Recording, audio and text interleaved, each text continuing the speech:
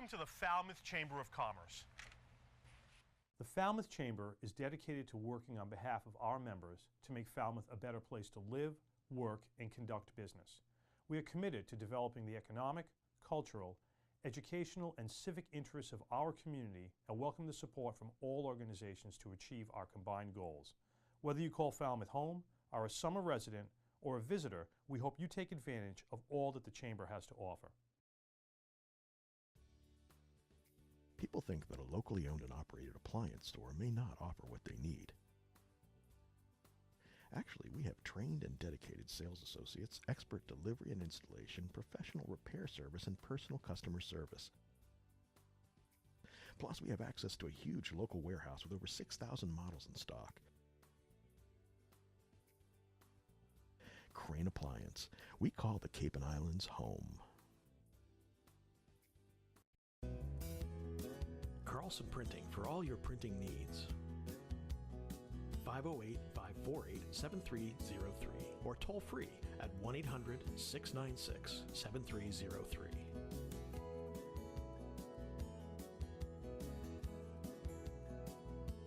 Our email address is carlsonprinting@aol.com. Carlson Printing for all your printing needs. Hosting services for fctv.org are provided by MegaNet Communications. MegaNet offers a wide array of internet services including Mega Backup Cloud Service, server colocation, T1, fiber, Metro Ethernet, as well as telephone services such as hosted PBX and digital voice. Their number one goal is to keep your communications network up and running and allow you to focus on growing your business. 877-634-2638 or meganet.net.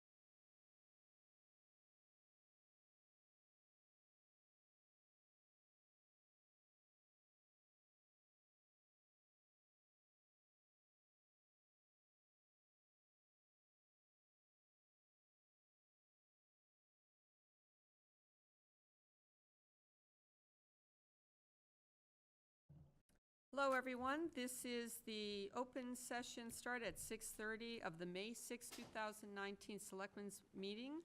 And we're going to start with an executive session under General Laws, Chapter 30A, Section 21A3, to review and discuss settlement proposals for the following litigation. Number 1 being Quinn versus the Town of Falmouth, and number 2 being Lessard versus Falmouth Public Schools, MCAD. As chair, I declare that to not go into executive session would prejudice the position of the town, and we will return to open session. Second. All those in favor by roll call. Jones, aye. English Braga, aye. Patterson, aye. Moran, aye. Thank you. Thank you.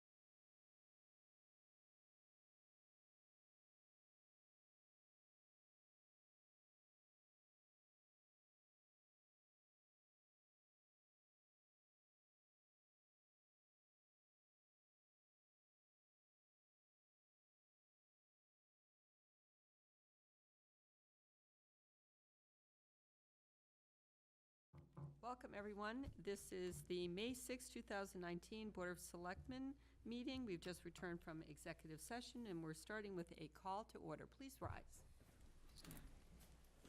I pledge Allegiance to the flag of the United States of America and to the republic for which it stands, one nation, under God, indivisible, with liberty and justice for all.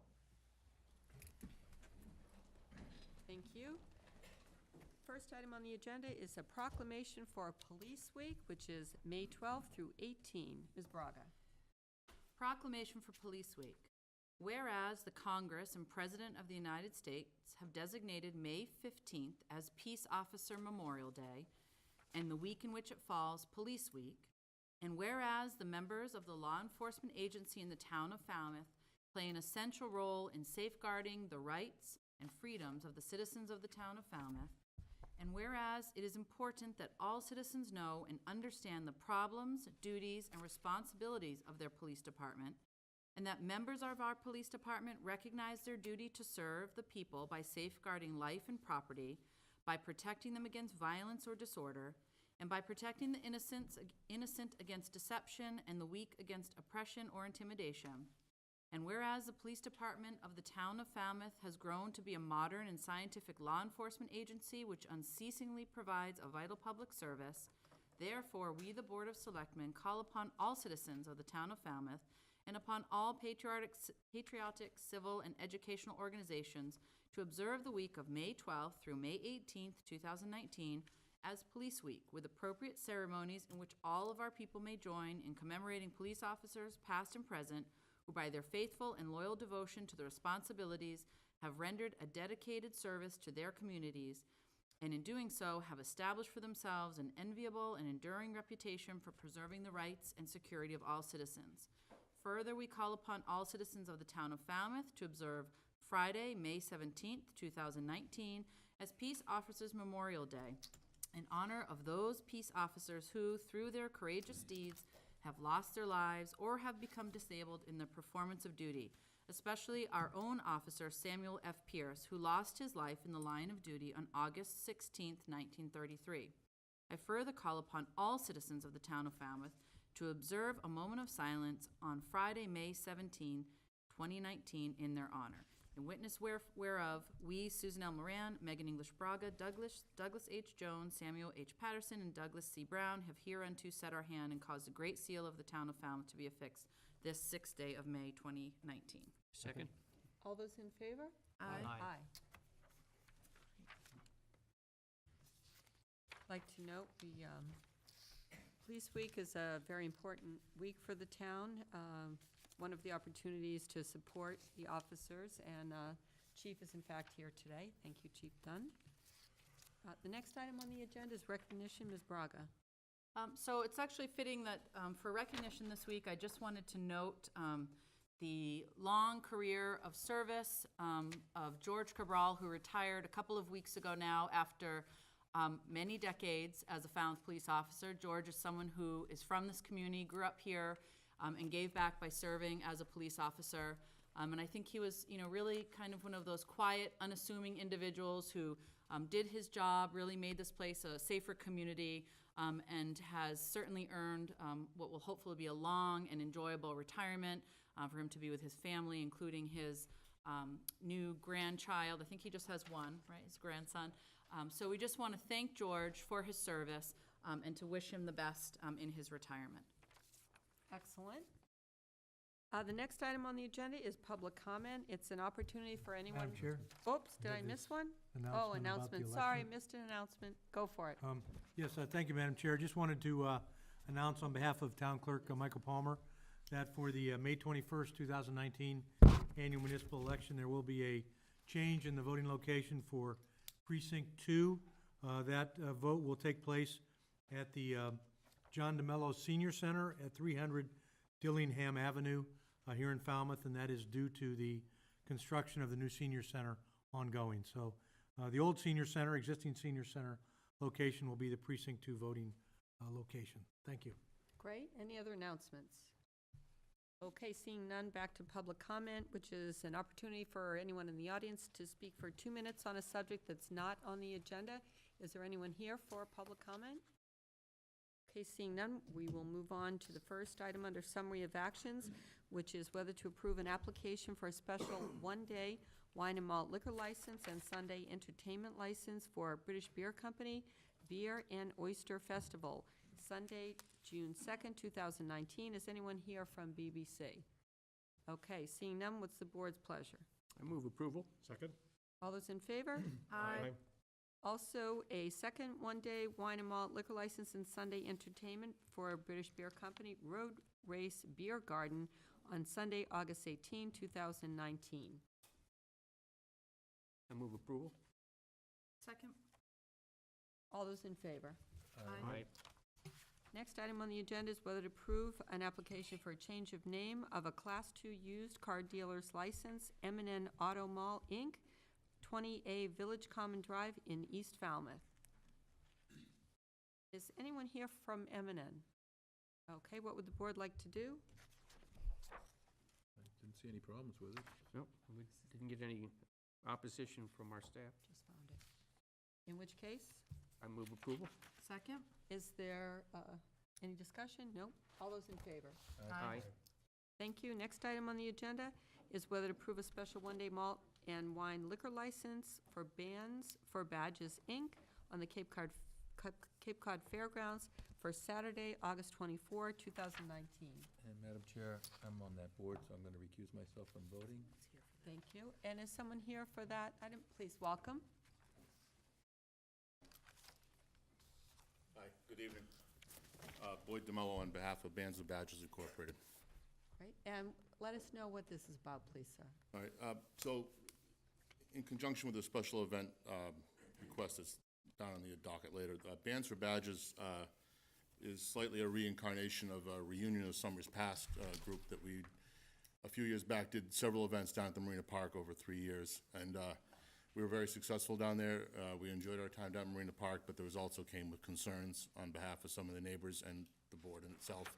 So we listened to those concerns and kind of took a couple years off and did a little recheck on things. So we're back and we're looking to move this event out to the fairgrounds and expand it a little bit, because the fairgrounds does offer an ideal place for this event to have happen with plenty of parking. The grounds are set up for us, what they do. There's other events similar out there that run during the course of the year from time to time. So we're here looking for a liquor license for the event and then approval for the board for that special event later on tonight. Great, Megan? Just for folks who are watching at home who don't know, can you just explain what you're doing some fundraising for? 'Cause it's an Certainly. important- Bands for Badges is formed to help take care of police and firefighters and military personnel in the Cape.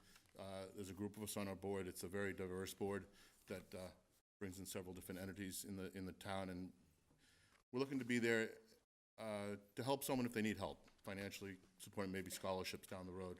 We're still in that process of developing our plan on that end. We have a good business plan to get this done. Once we get the funding going, then we can kind of figure out the avenues we want to go. But there's other organizations in town that are similar to what we're doing that have been successful over the years, and we're kind of modeling ourselves after some of those too. Right. Great. Good proposal.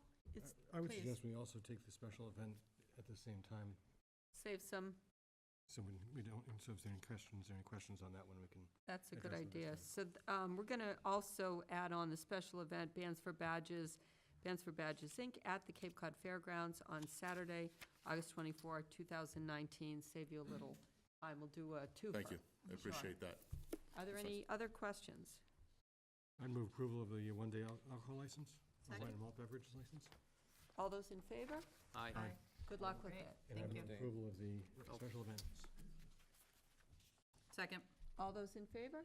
Aye. Aye. 4 in favor and one abstains. Great. Thank you very much. Thank you. Thank you. Only because Doug's Good involved luck. with it, so that people understand. Doug supports it, but he's involved with them, so. That's right. Just a recusal. Yep. The next item on the agenda is under administrative orders, whether to approve Eversource Energy and Verizon New England petition to install one pole at Main Street east of Scranton Avenue. Are there any questions from members of the board? No, we had the recommendation from engineering to approve, so. I'll second that. All those in favor? Aye. Aye. Okay, the next one is whether to approve an Eversource Energy petition to install one 4-inch conduit and one handhole at Hamlin Ave, north of Dillingham Ave.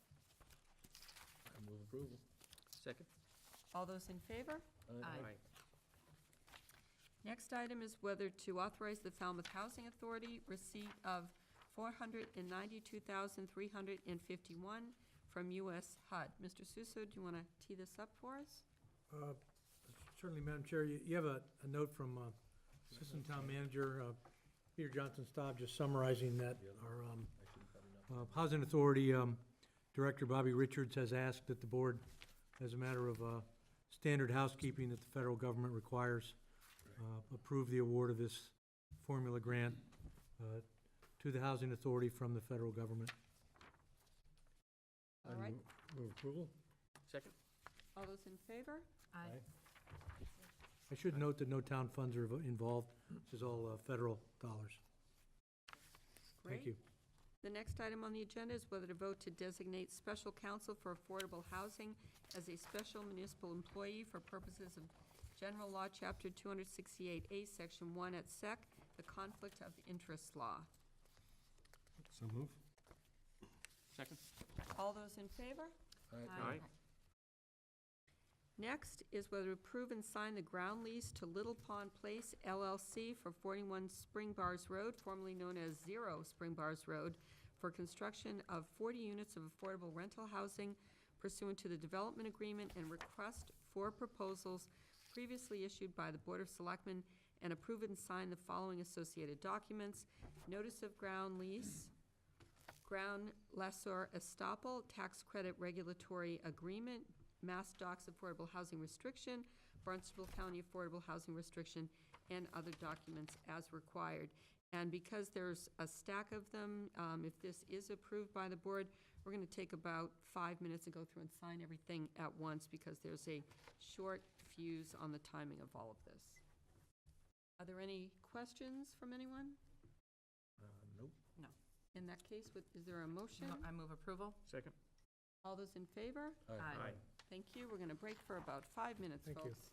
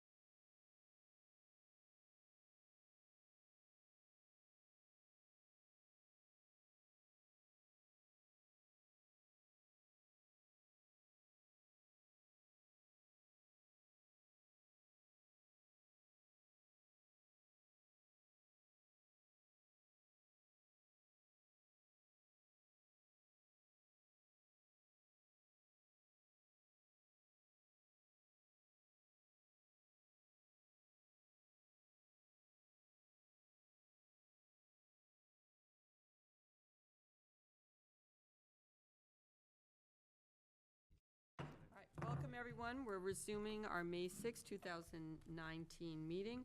The next item on the agenda is 2F under Administrative Orders. It's whether to approve an amendment to traffic rules and orders received from the Police Department. Mr. Suso, do you want to tee this up? And I see we have the chief here next.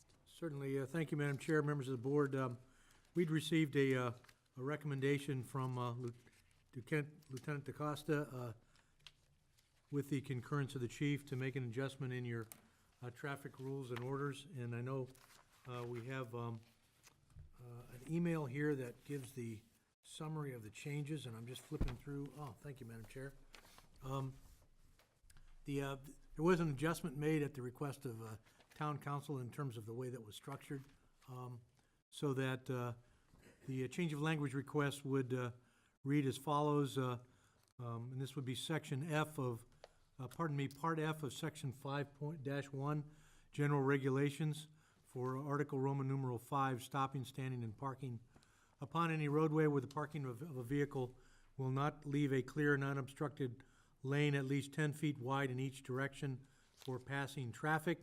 An additional language request, item letter N, double parking on the roadway side of any vehicle stopped or parked at the edge of a curb or street.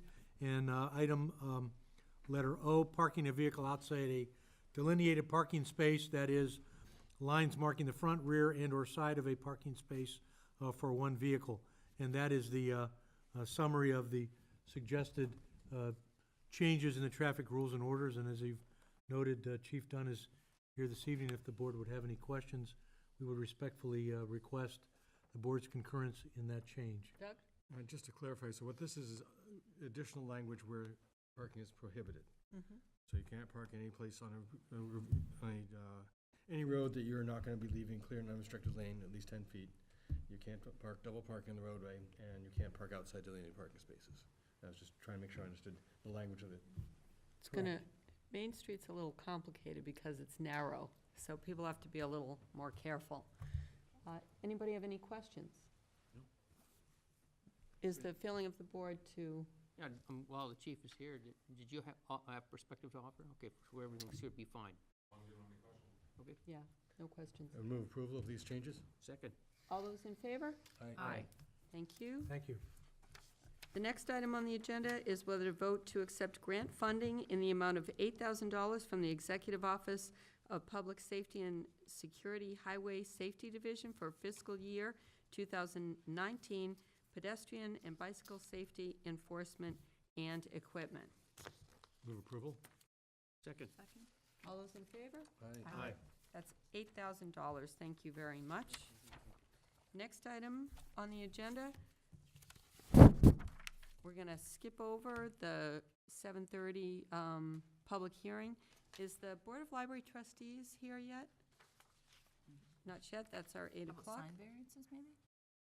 Those are usually pretty quick. That's a good idea. So we'll go to, under business number 4, we have a request for a sign variance for Woods Hole Oceanographic Institution, Woods Hole Village Campus. Is anyone here for that matter?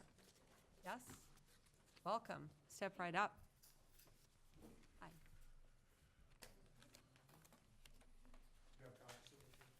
We do. Welcome. You just have to go to the microphone.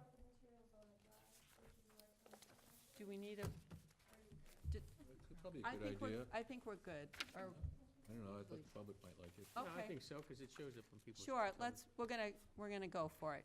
Okay, thank you. I just worry we're not going to have Peter will put it up. this was probably not going to be a 4-minute discussion. Is this gonna be a 4-minute discussion? Well, that Okay. that would be good. That'd be great. I mean, we could cut right to questions if you'd prefer. Let's do that. And do you have a copy in your hand of the, Yes. maybe we could just hold that up while he's. Okay. Is that it? Yes, that's it. There you go. Sure, do you want an intro or anything? And that clock is fast. It's actually 7:20. Good evening. Can you hear me all right? Absolutely. Great. My name is Anna Farrington. I'm principal and owner of Anna Farrington Graphic Arts and Design. I'm the signage and wayfinding consultant for Woods Hole Oceanographic Institution. I've been working with Woods Hole Oceanographic Institution for about 2 years with doing Schmidt and Kearns Architects on their village campus upgrades program. As a part of that upgrades program, we are proposing a refresh to all the village campus signage. In order to refresh those signs, we are seeking variances for a number of locations to upgrade existing signs and variances for 3 new sign locations. So here's a summary list of the signs that we are seeking variances for. For if, I've also included the site civil plans that show all the sign locations, so you can see the adjacencies of the signs we are not seeking variances for. And I can walk through the signs location by location if you'd like. This is the upgrade to the gateway sign. We're seeking a variance for the setback, though we're upgrading the existing sign location, we're required to seek a variance for the setback, for the size of the sign, and for the number of signs on the premises. Should we ask questions as we go? Yeah, I think you should. So, it seems like the Historic Commission did a very thorough job of reviewing this entire project. Yes, they did. And I believe they recommended this sign be a little smaller than what you had proposed, is that We correct? did make it smaller. So that's already been incorporated? Yes, indeed. Okay. And can I ask another question? Please. Is there not a review by the sign review committee? Is that committee still? That's us now. Oh, that's not really happening That's anymore? now. Okay, Yeah, the process has changed. okay. All right. That's my only question for now. Thanks. Great. Okay. The next sign is at the Challenger Drive entrance. We're trying to make consistency across campus, so we're requesting a variance for this location, for the setback and the quantity of signs on the site. Looks like the same location, though. It is the same location. Yep. And But in order to, Question? Historical Commission made quite a few recommendations. Did you abide by all of them? yes, we did. We did. We changed sizes of some of the signs. We raised the heights of these signs to maintain the code. And we relocated a couple of signs per their direction. This is an upgrade to an existing parking information sign. We're seeking a variance for quantity of signs on that property. This is an additional sign we'd like to add to the program. It's a pedestrian directional sign. It's set back into the campus, not visible from the main roadways, and it's really intended for pedestrian traffic to wayfind through the property. I had a question on the parking sign that. Yes. Certainly in the information I had, I couldn't read what it said on the handout we had. And if it's parking regulations, I'm not sure how someone driving is going to be able to read it either. It's really intended for people who are parking in that parking lot Right, but and if the they're driving, into the lot. yeah. Would you like to address Yeah, that sure. question? Dave DeRoche, I'm the facilities director for Hui. It's, most of the verbiage there is to explain the conditions where we allow locals to use the lot during various times throughout the year. And which lot is this? This is the Challenger This one is the Drive. Challenger Drive lot. What are those regulations now? The way it stands right now, between, I believe it's June 30th and Labor Day, we allow stickered cars that have a Falmouth, current Falmouth sticker, either beach or other, to park in the lot during non-business hours. No overnight parking, though. Great. Any This is other one of questions? 2 lots that we allow that in. Okay. Keep going. Okay. This is the pedestrian directional sign. We are seeking variance for quantity of signs on that parcel. This is an upgrade to this freestanding sign at the corner of School and Water Streets. We're seeking a variance for setback to replace the existing. This is another parking information sign that will be located at the new parking off School Street. Again, this is set back off the street and in the parking area. So this is not the Challenger House parking that we just talked about? Nope, this No, is the different. other parking off of School Street. Right, but this is the new parking lot off School Street? Correct. The one that's being redone, yes. And is this all, is the parking regulations also allowed at the School Street lot that's further up the road? Say it again, excuse me? There's another School Street lot that's past Eel Pond. Correct. Are those parking regulations also allowed for They're- residents to use It's that lot? consistent. We, well, not for this lot. Oh, We okay. haven't, this is just for Hui Park. So this sign is only for Hui, so what are the regulations listed on this sign then, please? This is the one I was concerned about. Say that again, I'm sorry? What's This the is the question? sign, this is a new sign, it's not up right now. No. It's an this is a additional new sign. Well, there was a sign there previously that directed that was only for Hui parking. Okay, because this looks like a seeking variance for quantity of The signs. one on School Street here, at the new parking lot. Yes, yeah, it's a new location for it, but there was one there before as you entered the parking lot. That designated as just Hui parking only. And that's what this says, is just Hui parking lot only? That's what it will be. It's a lot of lines. I think that might be my error on copying the regulations. I had assumed that the regulations were consistent at this location, but I can update it with the content from Woods Hole Oceanographic Institution. If So that huge lot is only going to be for Huey parking and not for businesses at all? Well, we do allow it to be frequently used by organizations in the village. So it is a popular lot that we allow use for. I would say almost every weekend, we're allowing a certain group to utilize the lot. The one the one past Eel Pond or this new one? Because the new one. The new one was used by other organizations, okay. Oh, yeah, yep. Yep, quite often. Okay.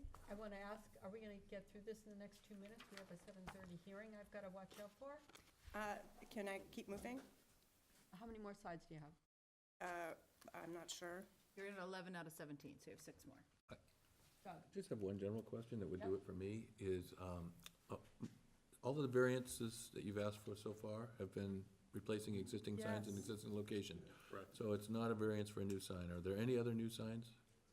No, Just this other pedestrian. Another pedestrian one, which Okay. is in interior to the Inside the- property. Interior to the property. Yeah, all the others I'm are pretty existing happy the package was locations. very complete, so Anyway. I don't think I need to really review it anymore. Motion. I move that we approve it, unless anyone else wants to. Is there a second? I'll second. Doug, do you have any more questions? Nope. Okay, anyone, any more questions? No? All those in favor? Aye.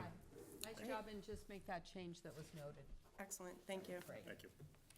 Thank you. We now have our first public hearing. It's a wetland hearing. Tom Dimitrick to remove licensed float and install a new pile-supported pier and pile-supported boat lift in Eel Pond, located at 53 Madeline Road, East Falmouth, continued from March 25th, 2019, and continued from April 22nd, 2019. So we don't have to read the hearing notice again, correct? No, Right. you've already Thank you. convened that. Exactly. Welcome. Well, thank you. Board members, my name is Michael Borselli, Falmouth Engineering, and I represent the applicant, Tom Dimitrick. Mr. Dimitrick had applied, and this is a continuation of the original hearing. If you recall, there was some concerns about the extent that the pier projected out into the channel. It had been proposed to project out 25 feet. There was a nearby neighbor upstream north of the site who had voiced some concerns, Carl and Karen Gravina, and I think Karen's here tonight. We worked with them, and we made a revision to the plan, and the revision basically reduced the overall projection from shore into the channel from 25 feet to 20. We did that by cutting back on the projection of the pier and then angling the end so it's parallel with the channel. And you can see that the proposed boat that would use the facility in both cases does not project out seaward beyond the end of the proposed pier. So now we fully comply with the 25% projection Army Corps standard for a nationwide permit. We won't need an individual permit. The blue area represents a 25-foot wide channel area where the water depth is a minimum of 3 feet at low tide. So I think we've satisfied the concerns of the neighbor, and we took your direction from the previous hearing to try to work it out and reduce the length. So that sums up the change, and I'm happy to answer any questions. Could you clarify what the line is that goes past the pier on the, I guess, the northwest corner? There's a line that, I'm not sure exactly what that's representing. Do you see where the pier is? Shows the width of it. This line? 12 Is foot that just 5. is just an architect's line? Or This it is actually- just a dimensional Oh, no, line. sorry, above it, The 12-foot 5, the 12.5 showing the feet? width of the Yeah, boat. it's showing the width from the face of the pier to the Okay, outer edge of the pilings that would, so it's just a dimensional line and for drawing purposes, not yes, structural at all. Great. correct. Any other questions from the board? Nope, I'm glad you went back and figured it out. Looks like an improvement. It's just nice to see that process, because a lot of times these things can be upsetting for neighbors, and that's just wonderful that everybody communicated and tried to problem solve.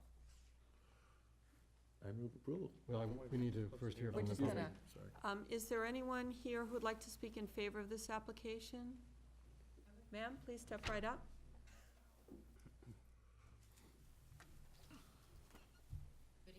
Good evening. I'm Karen Gravina, the neighbor up above.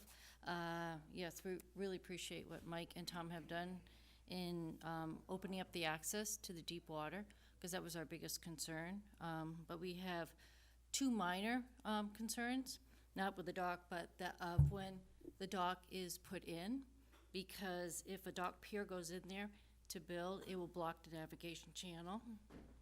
So we're wondering if we can have a something that says that they can only build the dock between November and April. Because if the dock pier goes, if the people who have the dock are in their building, we're not gonna be able to get in and out of that navigation. What was your second request? The request is to put a restriction on the length of the boat, because this one is 20. If it goes out like past 22 feet, it may interfere with the navigation also. Mr. Burselli, would you speak to those two issues, please?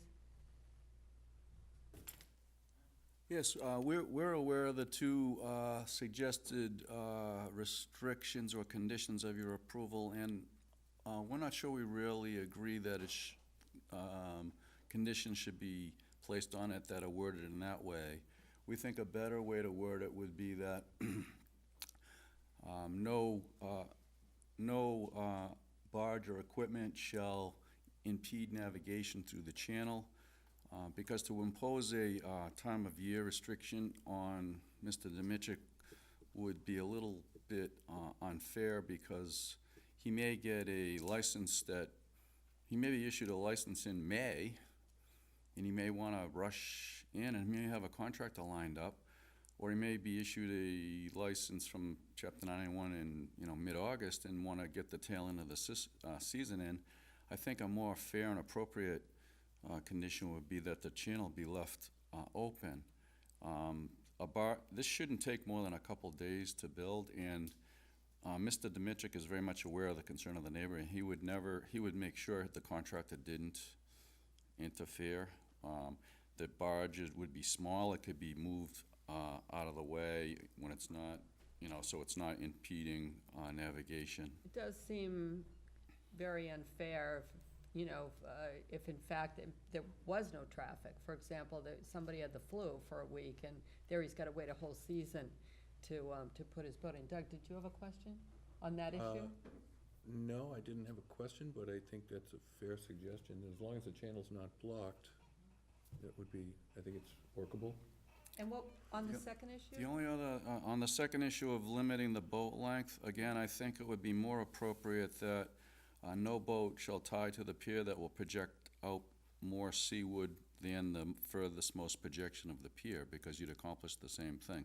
These boats are, these little schematics of boats are about 23 and a half, 24 foot long, and they do that. Mr. Dimitrick may want to buy a 23 and a half footer, or instead of be limited to 22. I think it's really a performance-based condition that it don't impede navigation by projecting out beyond. And if it were projecting out, that would be an enforceable condition.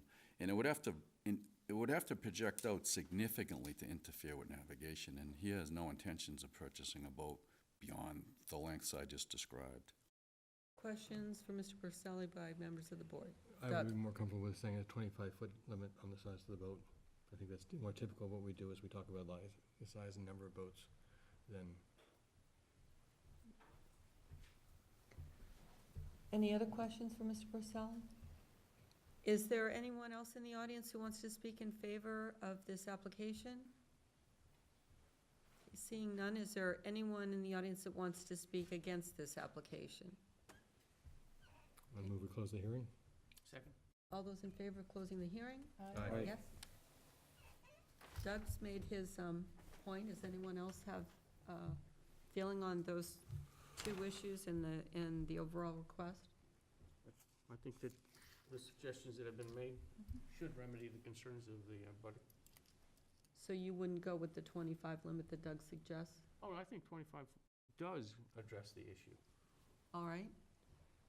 Just, He's basically saying, let's just specify the length of the boat, because that's the easiest thing to translate in terms of the owner, right, I was rather just, than projecting out into the navigable waterway or whatever.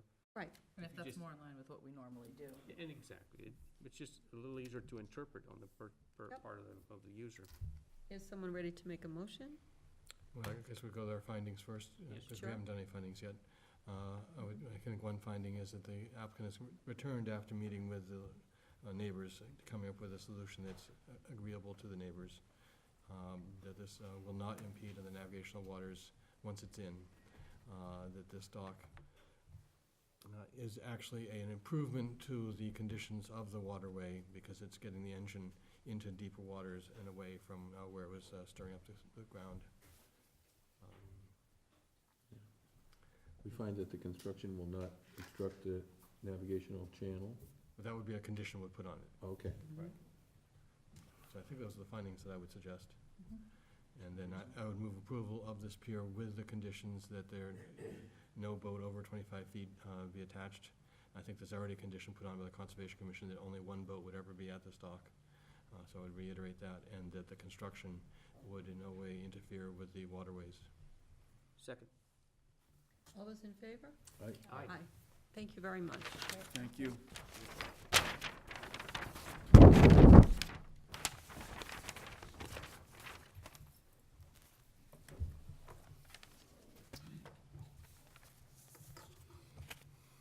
The next item on the 7:30 public hearing list is a dog hearing. Deborah Ewald, request appeal of decision of dog hearing officer. Going to make announcement with respect, are those folks here for that matter? Raise your, thank you. All right, this hearing is being conducted in accordance with the provisions of General Laws, Chapter 140, Section 157, which requires that the Board of Selectmen investigate complaints about vicious or barking dogs with the witnesses under oath. In order to comply with the statute, all persons intending to testify at this hearing shall now stand. Please stand if you're here for the dog hearing. Is that everyone? Okay. Please raise your right hand. Do you solemnly swear or affirm to tell the truth, the whole truth, and nothing but the truth, so help you God? Thank you. Will the secretary please note in the record that all persons intending to testify at the hearing stood and took an oath prior to the testimony? Thank you.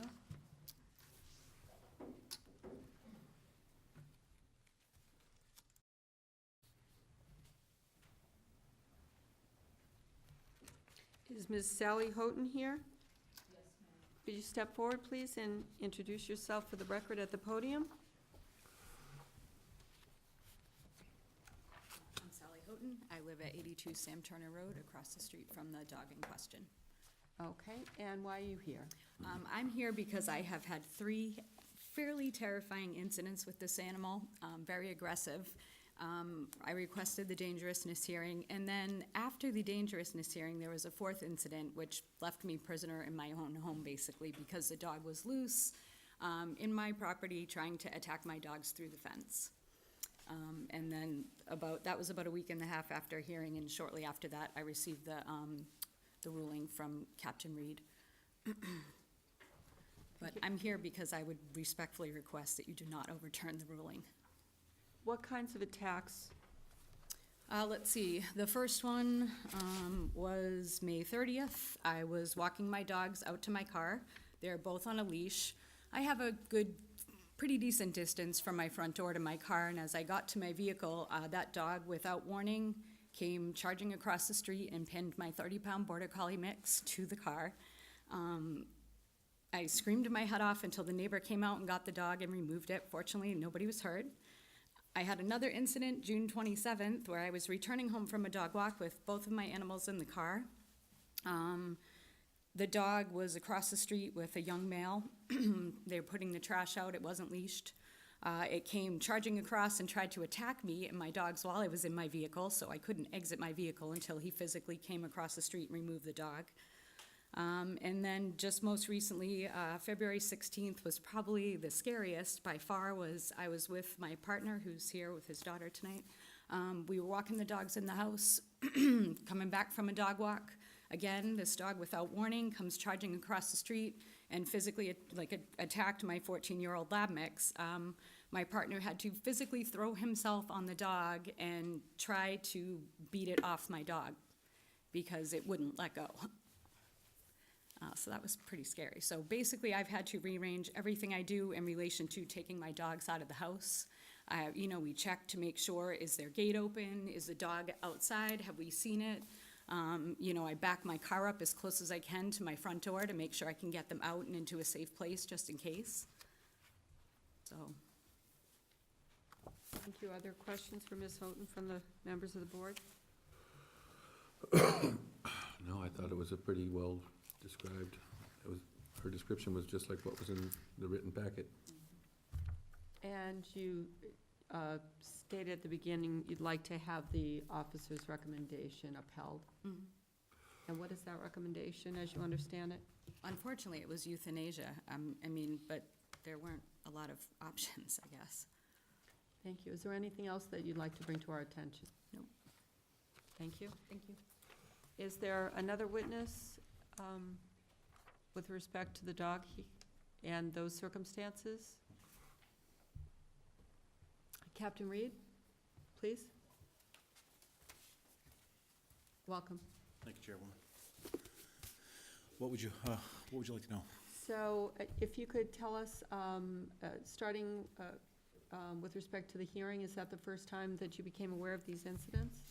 Yes, I did receive the request for a hearing from Sally Houghton, and when I receive these requests, I try not to actually review the details of the complaint because I try to reserve that for the hearing. I just note that they do request a hearing, and then I just get enough information to issue the hearing notice to the dog owner and any relevant witnesses, as well as animal control. So I did mail the standard notification packet to Miss Ewald, and I always send it certified mail. I did not get a certified mail receipt from Miss Ewald on this packet. When I spoke to her, she said she never actually received it, so she didn't have an opportunity to sign for it. I did speak to her on the phone, made arrangements for an alternate hearing date. She stated she understood it, and getting ahead of myself a bit, at the conclusion of the hearing, I took a little extra time to explain to her her appellate rights and where my authority came from, because she didn't have as much opportunity as most people would have to review that prior to the hearing. Right. When I held the hearing, I did hear from Sally Houghton, and she recited to me a version of events virtually identical to what she presented to you good folks tonight. I also had information that was presented to me from animal control relative to the documented incidents that they had with this animal.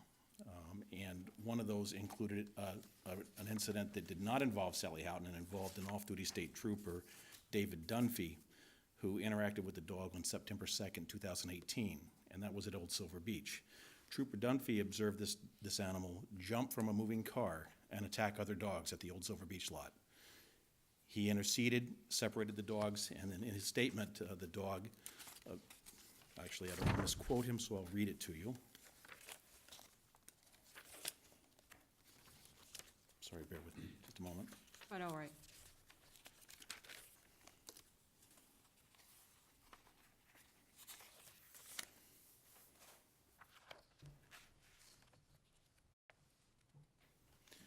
The dogs were biting and attacking each other. I observed the pit bull latch onto the neck of one of the victim's dogs and observed blood on both dogs. I jumped on the pit bull, which was clearly the aggressor, and straddled his hind legs and grabbed its collar. I subdued the pit bull by its neck, and I got it to release its bite from the other dog's neck. The dogs were separated, and I maintained control of the pit. The owner of the pit bull, an older lady, brought a mask and put it on the pit bull. An older man with a cane said it was their dog. We escorted the pit bull to her vehicle and attempted to put it in the back of the car when it started lashing out again and tried to attack me. It was put in the vehicle and secured. That's taken from his statement. Thank you. Do you have any documents, photographs, reports that you'd like to bring to the board's attention? I do. I have copies of the enforcement activity that was presented to me by Animal Control, as well as the complaints by Sally Houghton, the report from Trooper Dunphy, and some photos that were submitted. Those were all, yeah, I'll bring those all to you. Those were all included in the original packet that I forwarded over, but I know that the images lose quality in the scan, so. Exactly.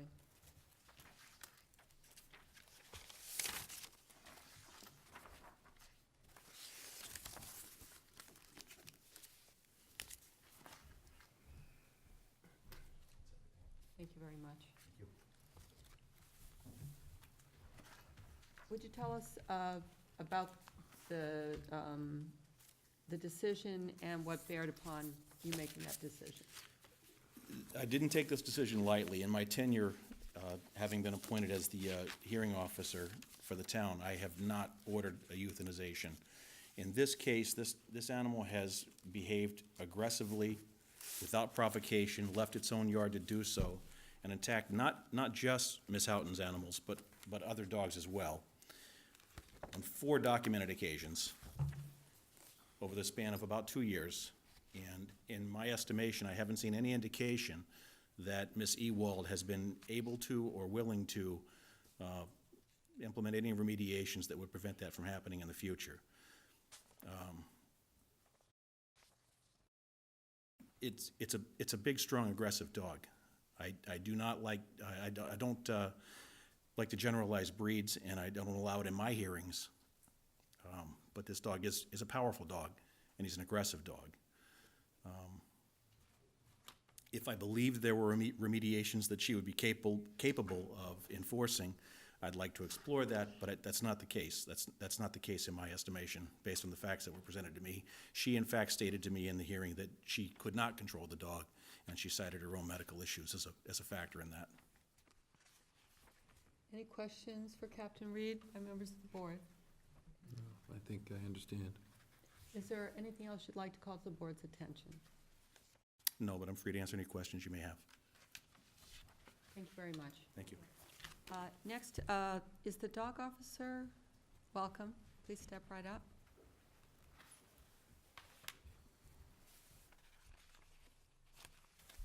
Hello. Hi, would you tell us your name? My name is Jessica Gao. I'm the Senior Animal Control Officer for Marine and Environmental Services. And would you tell us about your experience in connection with this animal? My experience with this animal has been going on for about 2 years now. We've had multiple incidents where the dog has gone after other dogs. Primarily the dog is dog aggressive, but the dog owner's safety does come into play when, of course, they have to try and break up a fight as well. My concern is not only the dog's behavior, but also the fact that the dog is not able to be contained by the members in the household. Prior to them having this dog, they also had a previous dog which we had continual problems with being off of the property. The dog has been being held at the animal control facility for a couple of weeks now, and we have not been able to handle the dog whatsoever. The dog's being cared for by using a guillotine system, by moving him from one side of the kennel to another. Any questions?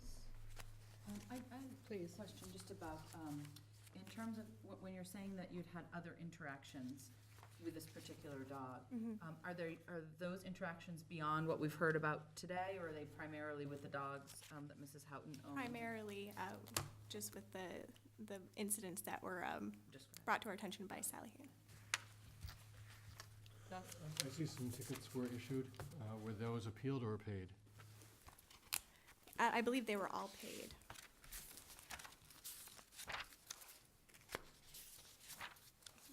Is there anything else you'd like to let us know? Not at this time. Thank you very much. Is there anyone else who wants to speak about confirming the adjudication for euthanizing this animal? Yeah, I do. Please step up, sir. He has not. My name's Michael Shaughnessy. He has not. Did you, sir, did you, I'll stop for a second, I gotta ask you a question. Did you swear that you were gonna testify earlier?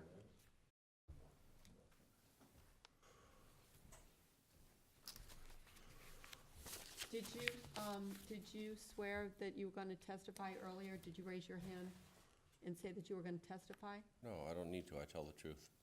Okay, so I can't allow it unless I follow a procedure? Yes, ma'am. So I'll tell you, would you raise your right hand? Do you solemnly swear or affirm to tell the truth, the whole truth, and nothing but the truth to help you God? Yes, ma'am. Okay, what would you like to tell us? I was just wondering what, Oh, and my mistake, tell me your name and... Michael Shaughnessy. Thank you. I just don't see the purpose of killing an animal. There's services out there that could maybe rehabilitate an animal. And in my experience, which is limited, I feel that an animal is a recipient of an owner's actions. So I don't know how an animal should be ended, which is, I believe, unfair, because an owner hasn't taken the time to put in the work. Thank you. And do you have specific knowledge with respect to? I have no knowledge. With this animal? I don't. Okay. I have Thank you nothing. very much. Appreciate your Thank you. contribution. Ms. Ewald, please step up.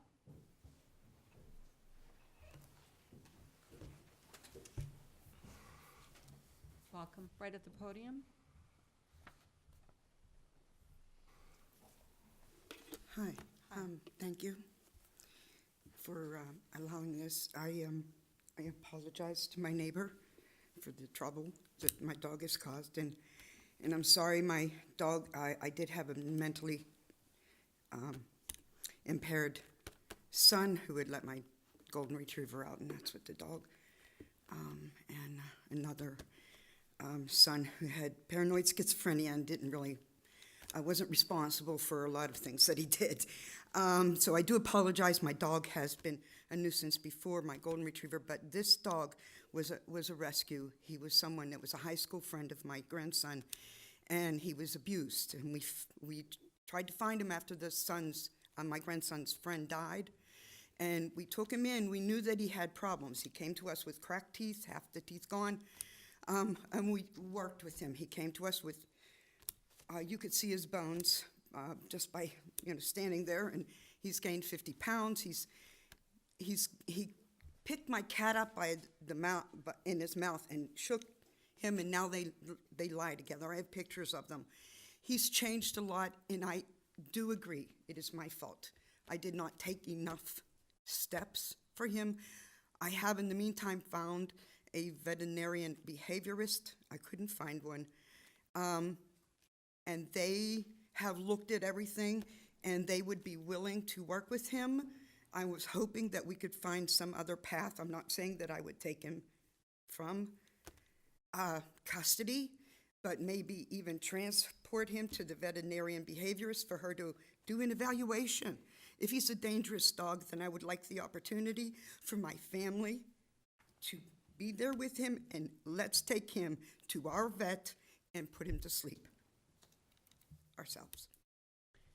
What's the name of this consultant that you? Dr. Kirby Madden. She's in Orleans, and she was actually going to come down and evaluate him while he was in the shelter, but I wasn't able to get access. I did have a couple of other trainers lined up, and things kept falling through for various reasons. I had organized one in Yarmouth, and my son used him, and he didn't do well with the puppy, so it was decided that he wouldn't do well with Kiwi. So my request is really, I don't discount that he has done these things. He's been very curious why he unprovoked attacks some dogs. I don't know. That's why the veterinarian behaviorist was talking to me about certain triggers and things that we're not aware of as human beings. Having said that, I'm not asking for a reversal other than just some other path. He deserves a chance. He's been through a lot. So when you say you're not looking for a reversal, is that part of your request to attend the euthanization? That's part of it. If you decide that this has to be, I would rather us do it. Are there any questions from members of the board? Just how old is the dog? He's 5.5 now. And how long? And we've had him for about a year and a half, maybe 2 years, I think. I guess it is now. Doesn't seem that long, but it is. A lot of things have happened. Thank you. Any other questions? I'm a little concerned that this is an action that took some fines and reaction from the animal control officer with tickets being issued, and that wasn't enough. to get a change of behavior or responsibility for the dog. Well, we have had, we did take him to different places, but it just wasn't enough. He needed inboarding, he needed more than what we were giving him, and that's obvious to me. And I can't, all I can say is that my son died. My other son died 2 years before that. There's been a lot of death in my family. There's been a lot of other things going on. So, yes, I've been trying, and no, I don't believe that the dog deserves to die. I think there's another path. Any other questions, Doug? Could you tell us some of the things that you have tried that haven't been working? Some of the things, I was the vet at Falmouth Animal Hospital, and my niece is a vet. They've been telling me things about crate training and different things that would help him.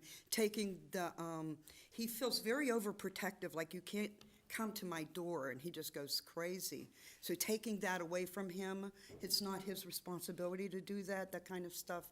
Diversion, training, making him work for his food. Don't let him eat unless he does something for me. Sit, then he's allowed to eat. Things that would gain more control over him. So these are all things that you're trying to do by yourself rather than Yes. professional training? Yeah, well, there was a couple of courses like, PetSmart and stuff. It just didn't, there just wasn't enough. And I admit that, yes. Is there any documents or reports or pictures you'd like us to see? Well, I do have a picture of him playing with a puppy, a video, but I don't know if it'll go on there, but just, I don't know who to hand it to you. Anyone is fine. Okay. Thank you very much. Doing construction, and then I was watching my... That's okay, we'll take it because you have to be at the mic, but thank you. I'm sorry. That's okay. That's okay. And then this is the communication from the vet behaviorist. And she was telling that the behavior history looks really good and promising, in other words, that she felt there was something could be done. Actually, I think she's the only one, up to Boston, that we could find, a vet behaviorist. He needed more than training. He has something called, I hate to say the word aggression, but fear aggression. So.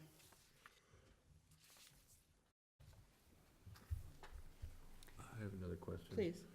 So if the board was to allow you to give this a try with this professional trainer, what would be the process? The dog would go there and stay there until it was trained? Well, that I'm not sure of yet. I've just managed to really be in contact with her. And again, she was coming down, she was willing to come from Orleans to Falmouth to evaluate the dog.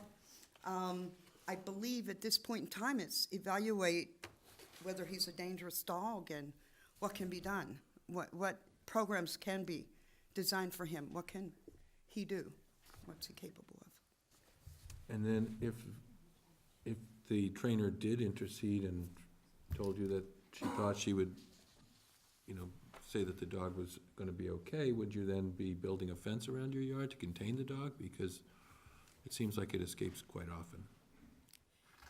Well, I think at this point, we have to decide whether he's a dangerous dog. And then Well, I have to get some training, and yes, I was thinking more of an invisible fence. I had one before. Those don't work that well with dogs that are really running at full speed. If they're already running, especially if they're in attack mode. Any other questions for this witness? Thank you. Thank you, ma'am. We're all set for now. Is there anyone else in the audience who wants to speak on behalf of the owner? Sir? Yeah. My name is Paul Beasler. Quick question, did you stand to take the oath with the other witnesses? No, I didn't. Please, with your right hand, do you solemnly swear or affirm to tell the truth, the whole truth, and nothing but the truth, so help you God? I do. I do not know the owner. I do not know the situation, but I'm an animal lover. Just in the short time I've been sitting here, I found Bobby's Pit Bull Rescue and Sanctuary in Virginia. I'm sure that the town could mandate that she remand the dog over to Bobby as it stays in the animal officer's custody until They can come up from Virginia, get the dog, take it down to the appropriate location. It looks like it's free, and it's based off of donations, so that would save the dog. The dog would be out of Falmouth, no longer a problem. It would have the appropriate resources available to be rehabilitated, because it's not the dog's fault. Just listening to the life circumstances, I can understand how a dog was neglected and left to its own wares. But at a 5-year-old dog and a pit bull, it's got about 9 years left. And just to euthanize it because of lack of attention from, sounds like a very involved life where there are resources that would just take maybe 4 weeks of logistical support to get them up here. I think that's the best situation. Thank you very Thank much. you. Is there anyone else here who would like to speak on behalf of the owner? I'd like to recall Captain Reed, please. Captain, would you address the request by the owner to have essentially a similar situation, to have the dog shipped off to have training? Shipping off to have training, in my understanding of Mass General Law, we can't remove the dog from the town. So if they're gonna house the dog in the town in some manner that's gonna be satisfactory to the board and train it here, I wouldn't be opposed to that, but under Mass General Law, no city or town shall regulate dogs, no order shall be issued directing that a dog deemed dangerous shall be removed from the town or city in which the owner of the dog resides. That's perfect, thank you. Ma'am, I have a question for you. If you'd step back up, a quick question.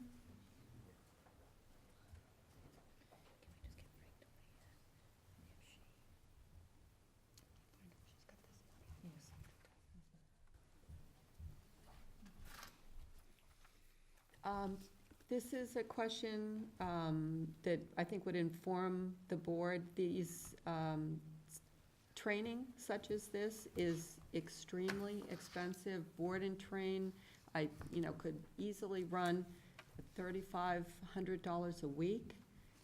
Would you say that you would have the financial capability to Yes, I'm still spend working. about $20,000 for probably about 4 weeks training for this dog? I've already sent 1,000 to this veterinarian behaviorist, and I was invested in going forward with whatever she had suggested. So, yes, I would be invested in that. So you would not have $20,000 to spend on training this dog? I don't have 20,000 right now, but I can get money to pay for the training of the dog, yes. I've actually asked other people, and I didn't have it come quite that high. I had estimates somewhere between $3,000 and $5,000.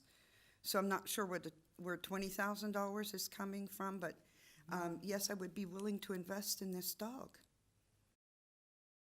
Okay. Any other questions from members of the board?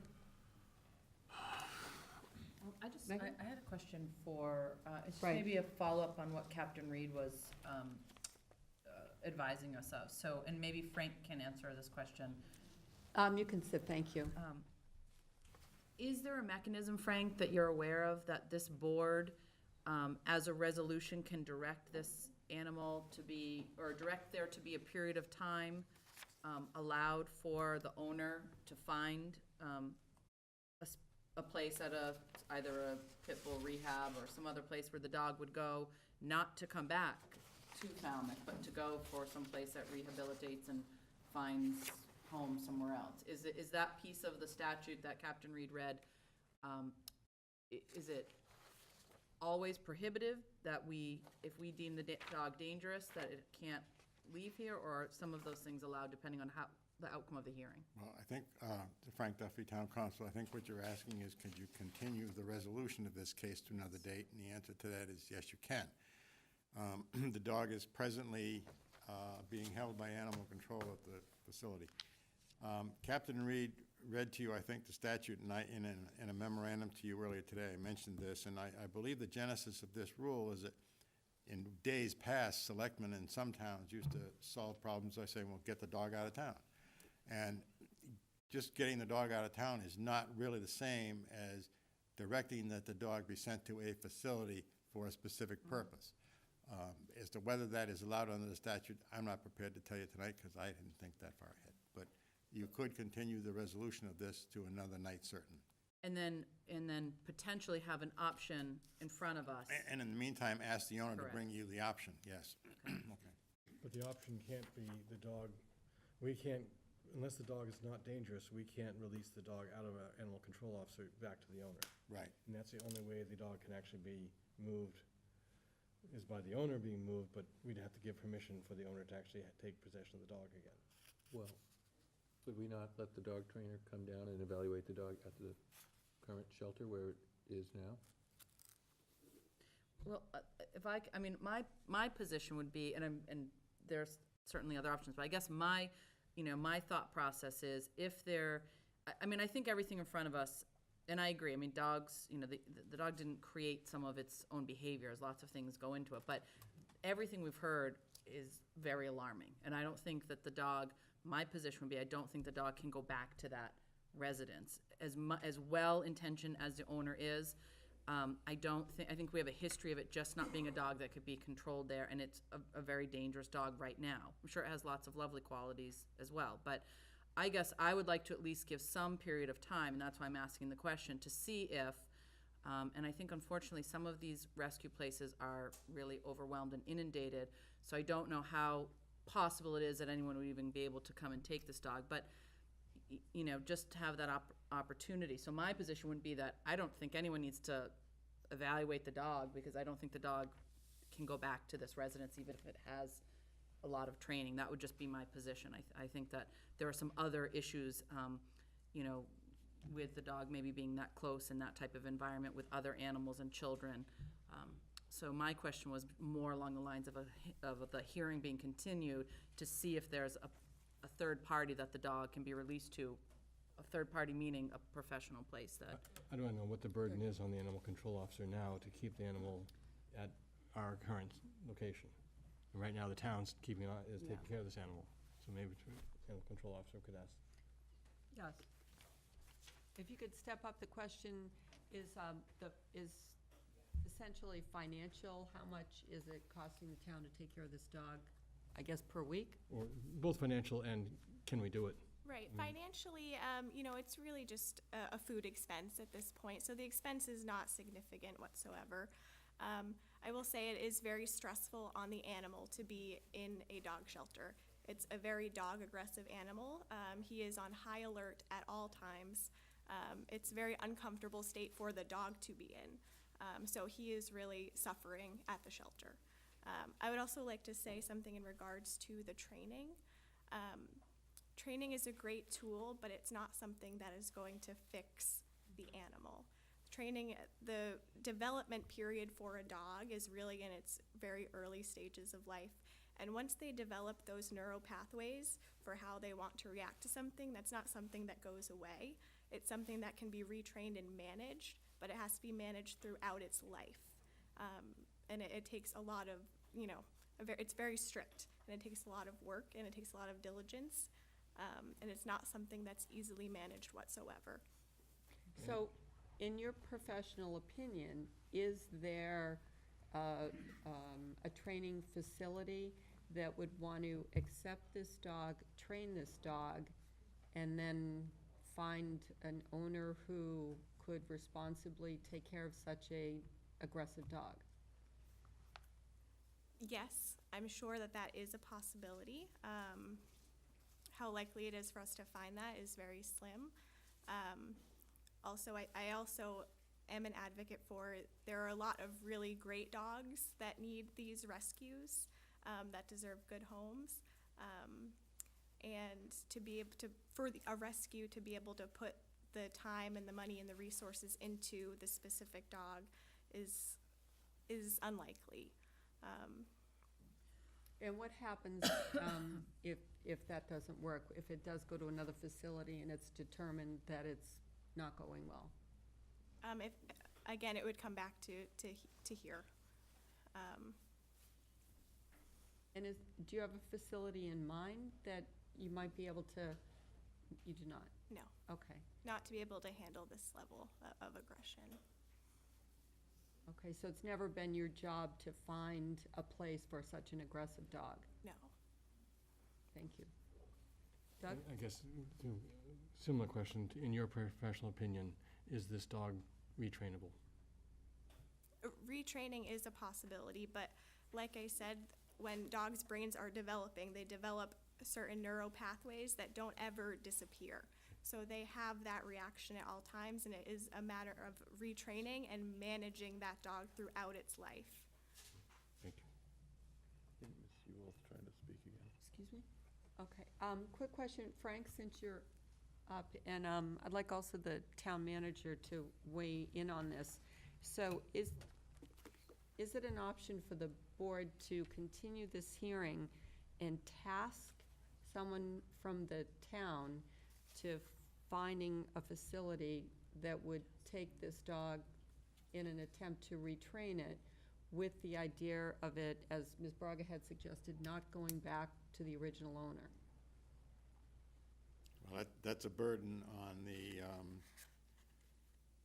probably somebody in Marine and Environmental Services or the Department of Natural Resources.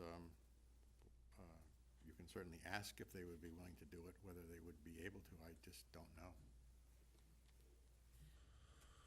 Okay. Ms. Braga? So I guess I would, again, just, so my recommendation or my preference would be to give a discrete period of time, because I think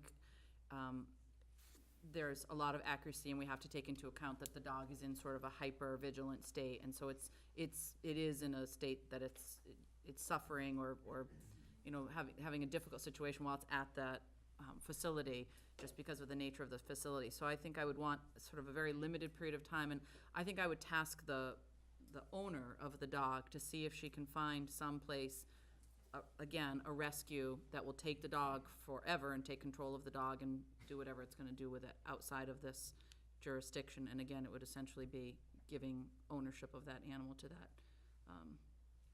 organization. And it may be that it is very hard, because there are a lot of these animals that have some of this behavior, and I think, many of those places are overburdened, or they may be very selective in the animals they take. They may want the dogs that they really feel have the best opportunity to be rehabilitated. But I think when we're talking about euthanizing someone's dog, to have the town take on that role, and it's one of our responsibilities, and I think Captain Reed, spoke to it well when he said that's not something that you take lightly. This is someone's pet, and it sounds like she's well-intentioned, but just not very, able to manage the animal. So I would like to give at least a small window for her to see if there's anywhere else the animal can go. My position is, and I don't think that there would be anything that would change it, this animal can never go back, in my opinion, to that home. It's a real danger to that neighborhood, and apparently to anywhere that this dog is.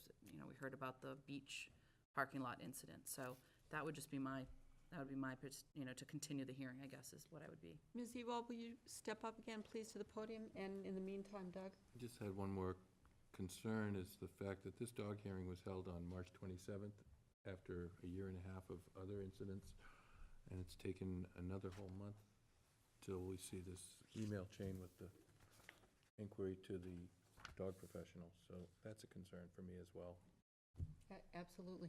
So the question is, would you be interested in spending a couple of weeks finding a facility that would take the dog and having the facility certify to this Board of Selectmen that they will take the dog and not release it back to you? Absolutely. I'll be more than willing. Actually, some of the folks in the audience here gave me a few leads already. So I know that there are organizations there. I have them here in my phone already. So I would be more than willing to do that. You would be in agreement to never again be the owner of this dog after this board's decision? Yes, I would. So is there a motion to continue the hearing for, when is our next meeting, 2 weeks? May 20th. May 20th? Madam Chair, just a point Please. of clarification. Is part of that message that the prospect of finding an organization is subject to town council confirmation that it's a legally viable option? That would make sense, considering this. Yes, ma'am? May I visit him or no? at the shelter to I calm him down? think we'll leave that to town council's review and get back to you on it. Okay. And I think it'd just make it easier on everyone. understood. Okay. And Doug? I think another part of this may be a determination from the dog trainer that you've already engaged, and maybe her opinion might be helpful to placing the dog. That's really very, yes, I think that would be, actually. So I would more than want to continue with her and get that process going. She would need access to him, though, so. Well, I imagine that could be arranged. Is that possible? Is it Let's possible let that? town council work out the details. Okay. I guess I'm curious as to, was the trainer disbarred from inspecting the animal? Or was I'm he? sorry, I didn't understand. You'd said that your trainer was not able to see the There were two animal. trainers, and what happened is she ended up having puppies with her own dog and wasn't able to accept Kiwi now, so it kind of blew all the plans we had, but the veterinarian behaviorist is every bit on board. She wants to be involved. And why couldn't she come and check out the animal? I didn't get a call back to give her access, You didn't? no, so, That's too bad. yeah, I thought it would be helpful if we could actually just have someone say, yeah, this dog needs to be put to sleep. No, this dog has a chance. I just thought that would be The helpful. animal control officer would like to address the concern about the call. Please, can you step up to the podium? Thank you very much. Should I sit down? Yes, we're all set, thank you. Yes? Deborah and I did speak on the phone regarding the behaviorist, did we not? Yes, and Yes, I we did did. want to just mention that. One at a time, please. I'm sorry. So we did discuss the behaviorist. We were not able to accommodate the time that the behaviorist was available. Okay. But another time might be possible, right? Is that? I was actually told no, so I'm not Yes. sure, Jessica, so. Yes, I was but not able to wanna- accommodate. I did mean to address something you said about Kiwi being from the youth. No, actually, he started behaving like this after his owner died. So, and that's when we got him, so he wasn't like this before that. He's not wired. I'm sorry, I disagree. Thank you. Doug? I just want to clarify, is it possible for the dog trainer to come and visit the dog at the premise where it is now? That's something that I would be willing to do as long as that is okayed by my supervisors as well. Okay, so it was just a matter of timing on that one occasion? Absolutely. Okay, thank you. All right, so has someone made a motion to continue for 2 weeks? That's my motion, to continue for 2 weeks, to allow there to be an opportunity for the dog owner to just investigate any other potential options for transfer of the dog outside of our community to a specialized rehabilitation. And that And be that the- subject to review by town council? Yes, subject to review by town council, and with the understanding that it's not rehabilitating the dog to come back to this community. It's transferring ownership of the dog to someone other than Mrs. Ewald. I guess I would argue that we go ahead and close the hearing, and we can find, I have no problem finding this dog is a dangerous dog. I have no problem finding that the dog should not come back to the owner's premises, and that's but continue any further decision. But I would actually go ahead and make those determinations, and then in 2 weeks come back and say, what's the next step we're gonna take? But I would go ahead and make those steps. I think that's, That's agreeable? Does that preclude the opportunity for the rehabilitation expert to No. determine that the doesn't. dog No. might not be dangerous? I think this dog is not, in my opinion, based on what I've heard, this dog should not go back to this owner. I just don't think this owner can deal with the dog. According to what she has now testified, the dog was no problem until the previous owner died and she got in the ownership of this dog. Right. And I guess I would go with our animal control officer. I actually think that it was wired ahead of time. If it wasn't, then the wiring actually happened in the household that it's currently in, and so I'd be very concerned about this dog ever going back to this house. And I agree with that. I'm not disputing that. I'm only saying that if we make a finding that the dog is dangerous, I wonder if that precludes a later finding by the behaviorist to possibly place the dog in a home. I wonder if. I don't think, I think we can, I think we still have the authority to do whatever we want, because we can declare the dog dangerous and then require that there be insurance, require there be training, require that they permanent chip identification of the dog, that they can be dangerous and still have requirements. Euthanasia is not the only action we can take if it's, Correct. if it's declared dangerous. So if we declare this dog dangerous, we have those other options available, but it sounds like the only thing, just so that we're really clear with the owner, is that we're really looking to see if there's another place for the dog to go. So I think that's a good suggestion, to close the hearing with those findings. All right, Sam's had his hand up. Okay, Sam? Yeah, I have a dog. Great dog, but he has some nuisance habits that I have tried to break for a few years. Not successful. And I just want to make sure we're sober enough to realize that the chances are very good this dog cannot be remediated. Dogs have certain behavioral patterns that seem to be genetic, and that's true of my dog. I love him, and I'm willing to put up with him, but I'm not ready to pass him on to another community or another state. So I feel like we can't just pass the buck on something like this when the evidence is so strongly one way. I just want to make that comment. All right, so first, let's have a motion of whether to close the hearing. I move to close the hearing. Second. All those in favor? Aye. Thank you. Okay, so the choices are whether to I dismiss the... move that the term, the dog is a dangerous dog. Okay, but I want to let folks know what that means. So the options are whether to dismiss the complaint, determine the dog as a nuisance or a dangerous dog. The difference is a nuisance is reasons such as excessive barking or other disturbance. A dangerous dog is one who presents with a physical threat to other animals or persons. If it is determined to be nuisance or dangerous, the choices are to restrain the dog, confine the dog to the owner, remove the dog from the owner's premises, require the owner to provide proof of liability insurance, 100,000 or more, provide permanent identification microchip for the dog, require training, require the dog be medically altered or humanely euthanized. So first, as to whether it is a nuisance or dangerous, is there a motion? I move that the finding be that the dog is a dangerous dog. Second. All those in favor? Aye. That's unanimous. And the other finding that you might want to make is with respect to where the dog should be housed. Is there a motion it should not be housed with the present owner? I'm afraid I have to admit that I'd be leaning towards euthanization. I'm really too worried about the possibility of what this dog can do. And I agree with Sam, I dislike the idea that we're taking our problem and sending it someplace else. So I don't want to make the motion of just remove the dog from the owner's premises. But do you want to make the motion for euthanization? I guess I will make that motion to support the recommendation of our dog officer. I'll Is- second.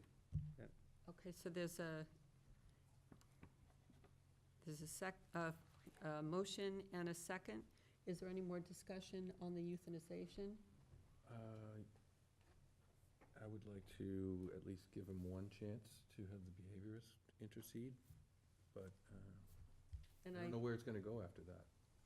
And I That's the think trouble. there's, Ms. Braga had made the suggestion for some more investigation with, on the part of the owner in terms of a possible facility that might take the dog in conjunction with town council's review on how, whether the option, what facilities may So- be within that option. So then is the vote to approve the euthanasia pending after the examination and the options, or is Well, it? it might just be a reason of whether you'd vote for or against.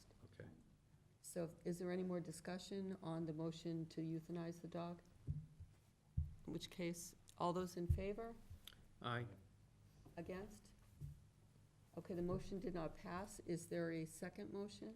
Yes, so I would like to continue the portion of the hearing where we determine what the remedy is for this dangerous dog to our next meeting on, I think, May 20th.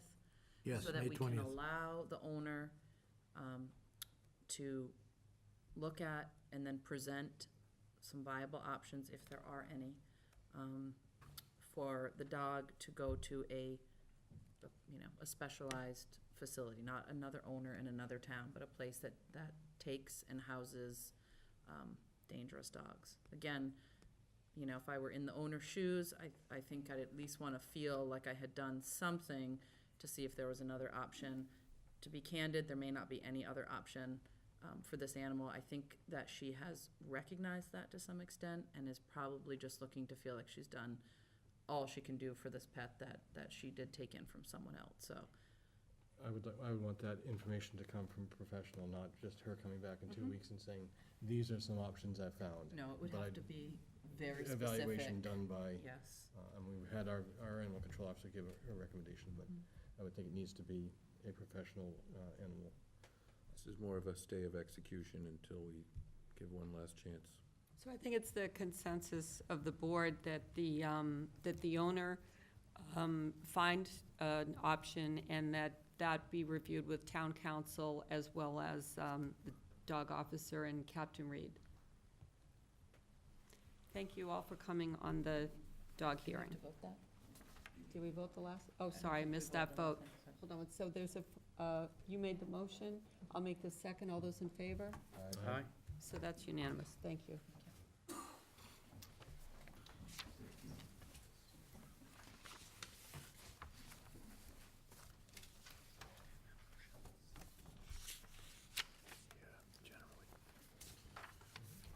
Next hearing is a commercial shellfish license. Richard Baker, request appeal of temporary revocation of commercial shellfish license. Is there a notice on this hearing that anyone has? Yes. Oops. Let's see here. I have the letters, but I don't really have Oh, a the hearing letter notice. versus the notice? Mine's on my phone. Frank, do I have to read a hearing notice for the shellfish? I don't seem to have one. I believe it was just a letter.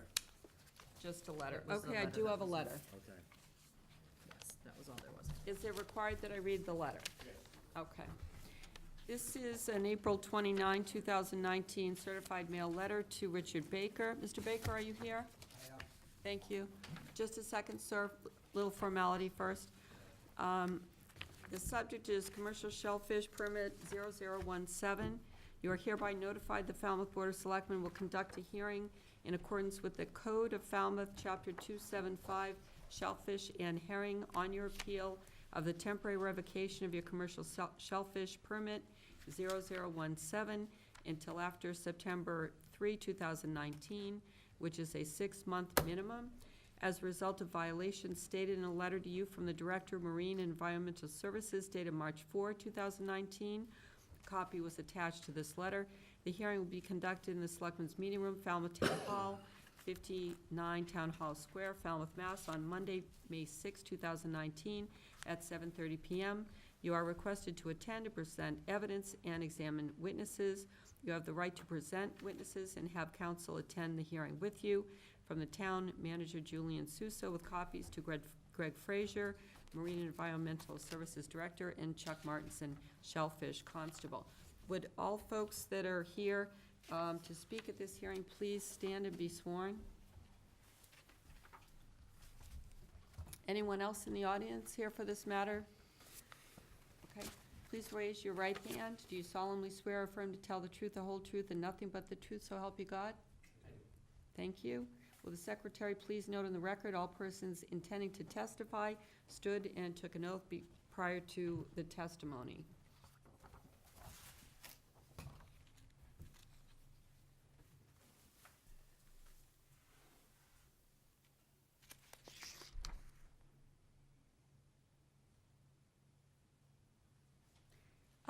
The shellfish permit holder, would you step up, sir?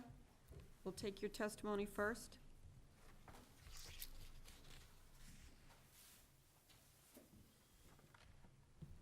Can you state your name for the record, sir? Richard Baker, resident East Falmouth, Mass., 11 O'Donnell Ave. And what would you like the board to know? I'm going to stand here today and say that I'm not saying that I didn't do anything wrong. I just feel that because of the nature of the crime, that I shouldn't have lost my license for that much of a period of time. I've lost it for 60 days. I feel like that's enough punishment for the crime. And what was the crime? Crime was going out on a Sunday which is a non-commercial day. And the only reason why I did it was because of the weather. It was a costly mistake, it was a bad judgment call. Were there any other crimes? No, And did you want us to know anything else? no, that was pretty much it. I just feel that because of the nature of the crime that I've, served enough time as to what had happened. Which has been 60 days. Yes, So you haven't been out in those No, 60 days? no. Is there anyone else here to testify on your behalf? Ms. Braga, you have a question? I just had a question. In addition to shellfishing, what else do you do for construction, livelihood? construction, building. Any other questions for this witness? I have a question. Mr. Baker, I know I received your call, and that's how we got started with this appeal. Yeah. And I believe you mentioned that this would be your first infraction, is that correct? Right, I've never had any problems whatsoever, And how long a period is that? over 40 years. Okay, thank you. And I can assure you this would never happen again. That much I can tell you. Do you have any documents or any other paperwork that you'd like us to see? No, Is there anything else you'd like to say at this time? not at this time. Okay, thank you. Marine Services next, please, thank you. Welcome. Thank you very much. My name is Chuck Martinson. I'm the Deputy Director of Marine and Environment, as well as the Shellfish Constable. I'm joined this evening by Scott Opie from the Massachusetts Environmental Police, who was also present that day. We also had a third officer, Chris Anglin, who unfortunately could not make it due to childcare issues, also joined by Director Frazier as well. I think what I'd like to do before I kind of establish the record and just have a brief review of the issues at hand, I think so that I can gauge that correctly, am I correct in saying that the judgment tonight is if there was a violation had occurred or not had occurred? Is that correct? Not the actual time of the suspension, is that correct? That's right. Okay. Correct. Wonderful, thank you. What I'll do first, if it's okay with you, Madam Chairwoman, is walk through briefly through the series of events which occurred on 10:06 a.m. on March 3rd, which was a Sunday. Our department received an anonymous phone call that there was an individual who was in the area of Belmar in Great Pond and commercially shellfishing. This individual was placed under surveillance for a while they fished. Massachusetts Environmental Police Officer Opie was contacted also to join us on the case. When the individual came out of the water after they observed shellfishing in Great Pond on Sunday, their boat was retrieved from the water. The individual operating the boat was identified as Richard Baker, who's here with us this evening. Mr. Baker was the only person on board the boat at this time. On shore, an administrative inspection was conducted of the catch that Mr. Baker had. There were 4 batches of shellfish. In those batches of shellfish, the first batch had 496 quahogs, which were of legal size. The second batch had 404 quahogs. The third batch had 18 larger quahogs, and then the last batch was 106 seed. So this is animals that were undersized, and they were individually on their own. 2 of the 4 batches were tagged. I'm going to submit in a few moments here to the evidence the tagging, which indicates that it was tagged 3/3/19, which was on Sunday, which was a closed day. The shellfish were, during my conversation with Mr. Baker, I asked him, kind of, why are you here on a Sunday? What's going on? And he had stated that it was the weather, and there were no other commercial fishermen that had been fishing that day on that Sunday throughout the town that we were aware of. He was the only person in that area. To establish the record, if it's okay, I'll read 1 through 11 to you, Madam Chairwoman, and then I can hand those documents over. First document is going to be dated 3/3 of 2019, and that document is the harvester tag, which indicates that shellfish were harvested, and the tag was affixed to the catch on that Sunday date. The second document will be the tagging of shellfish requirements. 2 of the 4 batches of shellfish were untagged. under the Commonwealth of Massachusetts state law for public health reasons and public health tracking. All batches of shellfish need to be tagged, and that's followed through in the market so that if we do have a situation where someone falls ill, it's able to be backtracked. Number 3 is the possession of seed from closed areas, or excuse me, possession of shellfish from closed areas to commercial harvest.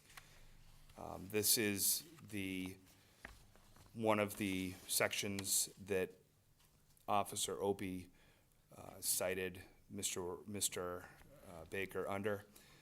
This is a common CMR which is used and has been used in other high-profile cases recently, and the actions that have followed this have followed the actions of other cases similar in the town of Falmouth as of late. So by CMR, you mean it's a regulation? Code of Massachusetts regulation, correct. 4th is covers possession of seed animals. 5th document covers commercial shellfishing permits and the requirements on Sundays. It's Chapter 275, Section 9. Number 6 is the letter which was sent to Mr. Baker from our director dated March 4th, 2019. The 7th is the return receipt from Mr. Baker, where he signed for that letter. The 8th document is my incident report from that day. And the last is a photo of the gauge that was used in the gauging practice of gauging the seed which was there that day. I think the documents that are submitted speak to themselves, and I don't know how much further I need to really go with the case. I will, however, submit these documents if the board has any questions, and then I'd also invite up Officer Opie to testify as well. Absolutely. Any questions? My only question would be is there any flexibility in the length of the, not sentence, but what is that? Suspension, there is 6 months to a year. But no less than 6 months? Correct. Okay, thank you. Any other questions? I could Also- approach with these Please, documents, thank you. please. Thank you. Thank you very much. Sir?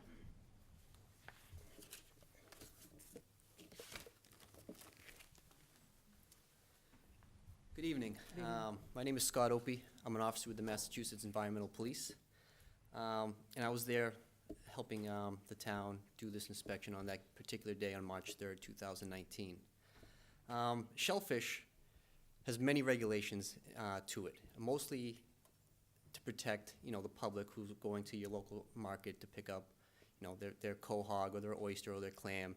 They put trust into the town, into the state that product that they're buying is basically healthy. It's been monitored where it dug from, how it got transported, and how it's stored. One of the regulations that the Division of Marine Fisheries has put into place, and it can be found under Code of Mass of Regulation 322, Section 16, and that was submitted in the package that you have it. I just want to read the title of that to you, and it's possession of shellfish from areas closed to commercial harvesting. And under that section, there's several prohibitions, but one of the prohibitions states, it shall be unlawful for commercial fishermen to harvest, attempt to harvest, sell, or attempt to sell any shellfish from any growing area or part thereof that is not open to commercial harvest by the division, meaning the state, or the municipality, which is the town, that regulates the commercial harvest in its waters. And that has been a focal point over the last few years, because the big picture here is on closed days, the town may take away some officers thinking that there's not going to be as much activity, which kind of opens up avenues for people to dig in contaminated areas or take more than their daily limits, and it throws everything off. And as game wardens, we hold many roles, but one of the main roles that I try to be consistent with is to keep an honest, even, level playing field for all parties involved, the resource, the fishermen, and the public. And when someone provides an excuse that they're out there fishing on a closed day because they're trying to get a jump on the weather, well, I'm sure everybody wants to try to get a jump on the weather. And that's why we ultimately cited them for them, and I think that's why we're here today. So your point is that, it could be open, it could be an open area if it was an open day, but this was a closed day, so it's a closed area. Correct. And the reason for that is that the enforcement is important, and you're not enforcing in closed areas. What I meant by on closed days, maybe the town cuts back maybe a little bit, or if I know Falmouth has no commercial fishing, I might not do as many patrols around the ponds as a town like Mashpee, who's opened up 7 days a week. So I think he was trying to skirt the line, in my opinion, particularly going on a closed day. Thank you. Any questions for this officer? No. Thank you. Are there any other witnesses from environmental police or the town? Are there any more documents other than Mr. Martinson's packet? Thank you. Is there anything else from the shellfish permit holder? Yes. Sir, come to the podium.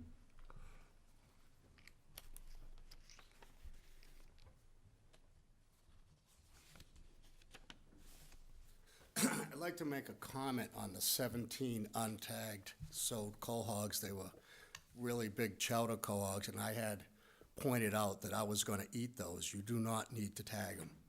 They weren't in the actual 2 bushels of cohogs that I had tagged, right? I wasn't trying to be sneaky or nothing. And the seed that I had was in a separate bag. I normally throw them back when I'm done. I had forgot them. They were in a box next to the 17 chowders. So for them to say I had like illegally untagged stuff, that's not true at all. I was gonna eat them. I had pointed that out to them. Thank you. Anything else?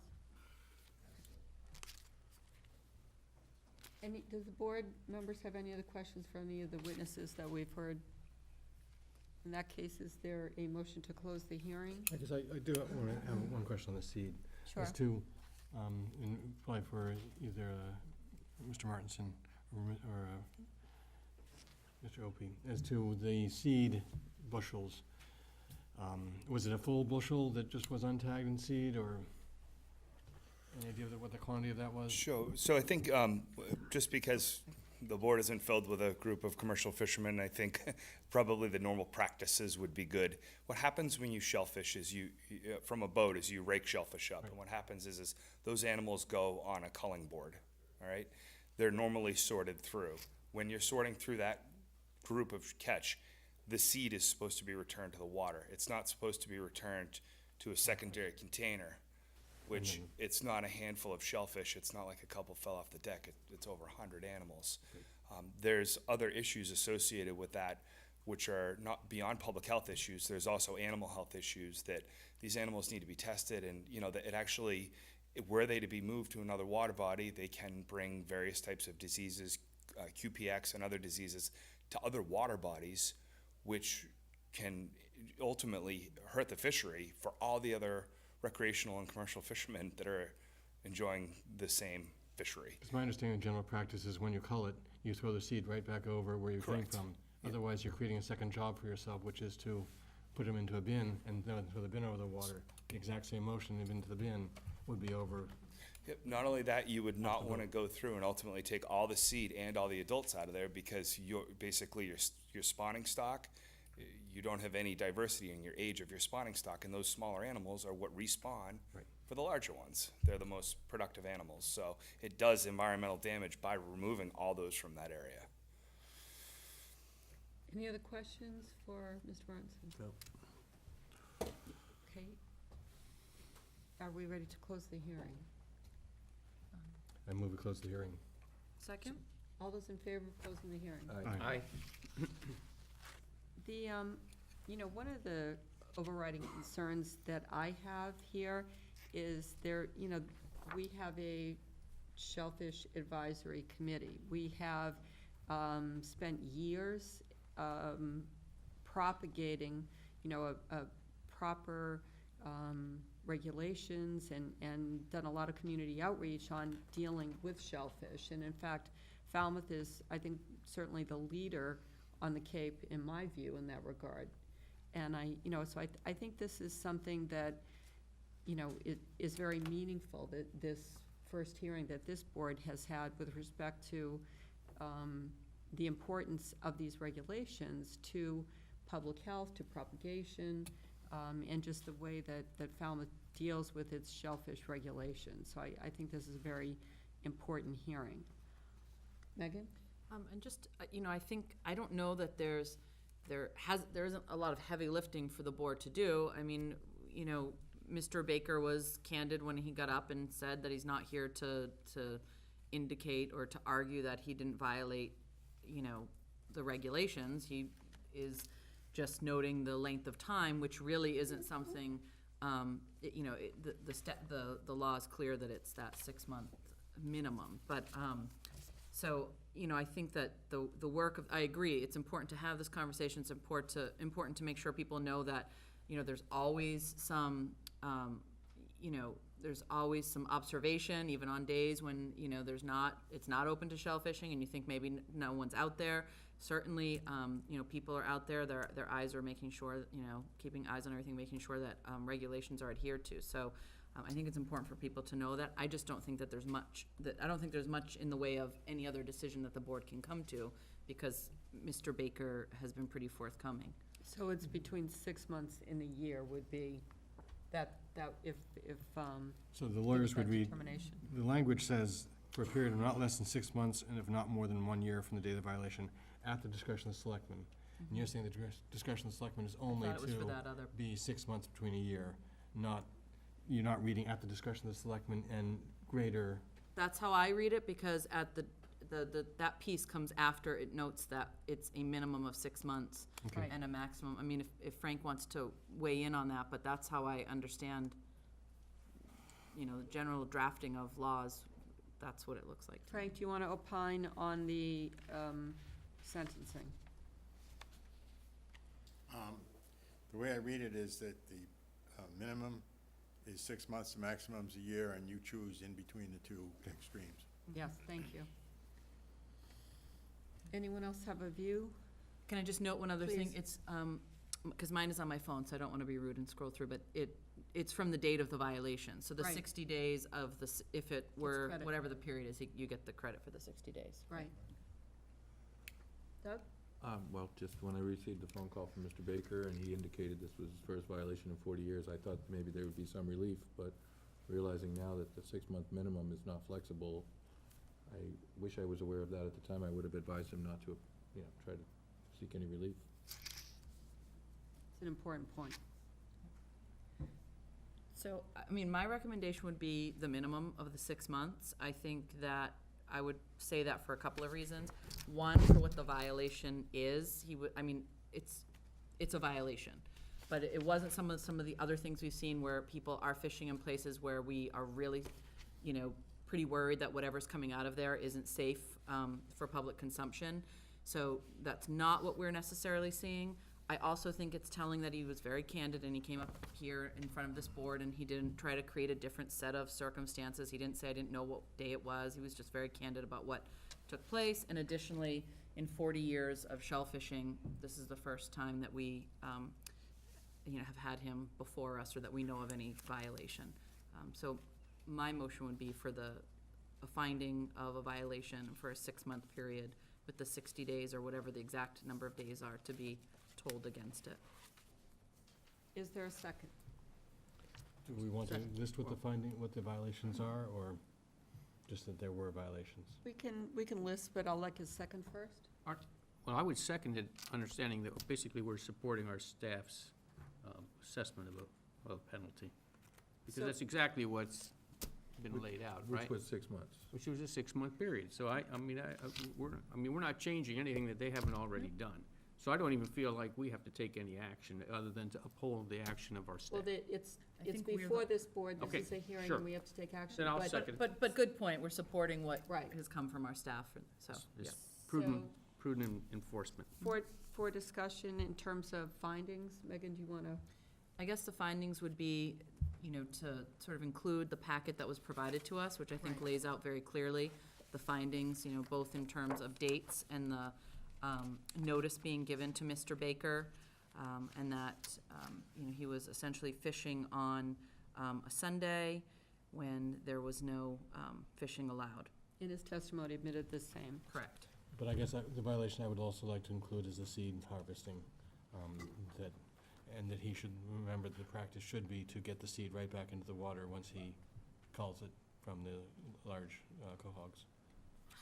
Go back in the water that came from. Right. And not put in a box. I think the other thing we want to make sure is, I don't think tonight we can make the penalty 6 months. The regulation says he needs to reapply to have his license reinstated after the 6 months. Good point. And I don't want him to think that it automatically stops after September 3rd. It's his responsibility to reapply for reinstatement. On that date, On that date. that's the earliest date. Right. You can apply. Any other findings? Madam Chair? Can I Yes. just ask for clarification? Please. The MES director found 4 violations, and so is the board finding, sustaining 2 of those violations and not sustaining 2? Or was it your intent to I was hearing the sustain all motion 4? to sustain all 4. Yes. So there's a motion and a second. All those in favor? Aye. Thank you all. Please, Ms. Bartz. Because we're outside of the application period, which runs in February, if the board could make the one extra step to make the vote, a vote this evening, I would ask that they might consider that be reinstated after that date, and then we will be in a position to go ahead and reinstate that license immediately. That's a good After idea. that date. So there'll be no paperwork or anything tying it up at that point. It can be immediate, and we can reinstate it immediately. That's a helpful suggestion. Could you please attach that to the motion if you're willing to Sure. adjust that? The only reason I'd say it differently is that the letter from Greg says he can apply for reinstatement after September 3rd. I'm perfectly happy to make the recommendation that we're going to grant it as of September 4th, that he can have his license back. That's agreeable? Okay. So move. And the Second. second, and Yep. we'll just revote to confirm. All those in favor? Aye. Aye. Okay. Thank you. Very helpful, thank you. Okay. That's the end of our hearings. The next is the long-awaited Board of Library Trustees report.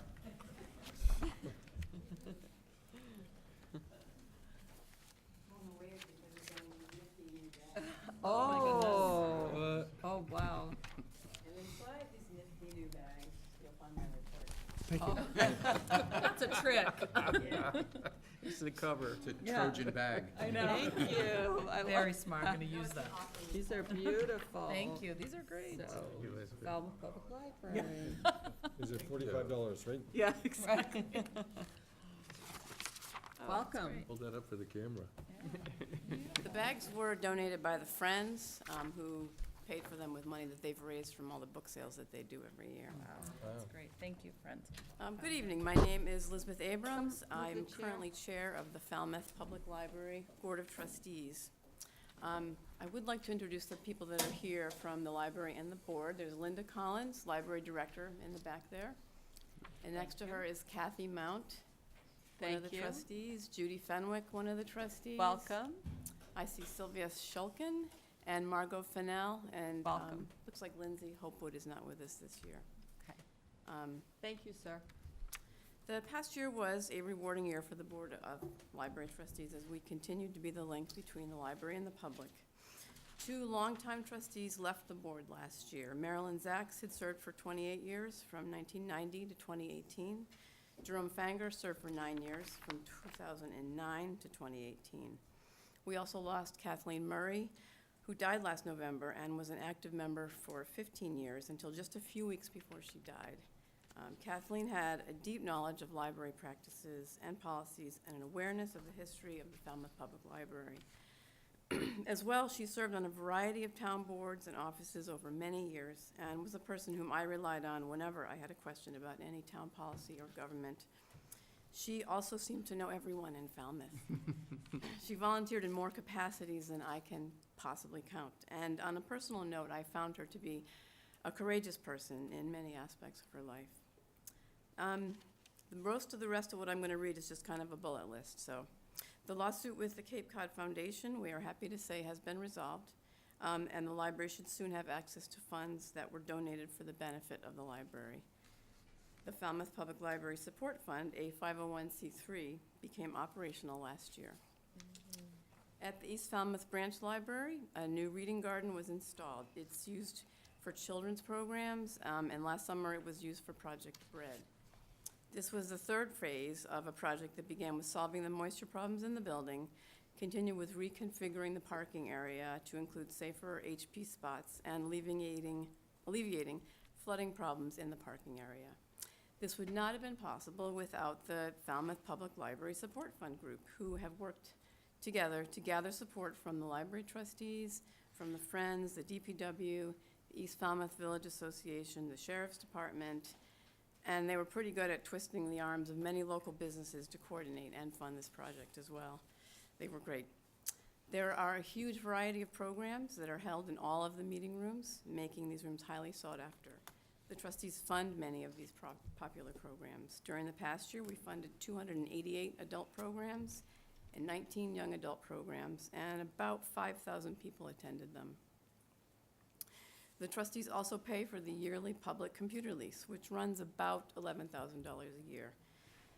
The main things that I see that are looming in the next few years are, number one, North. Number two, adequate funding to restore and maintain consistent hours of operation in all of our libraries. And number three, upkeep and maintenance of all library facilities. Pretty nuts and bolts stuff, but important. As the North Falmouth branch building has exceeded its useful lifespan, we continue to explore options to provide library services to those residents. It had been proposed that a new building with increased square footage be constructed in a different location, still on Chester Street.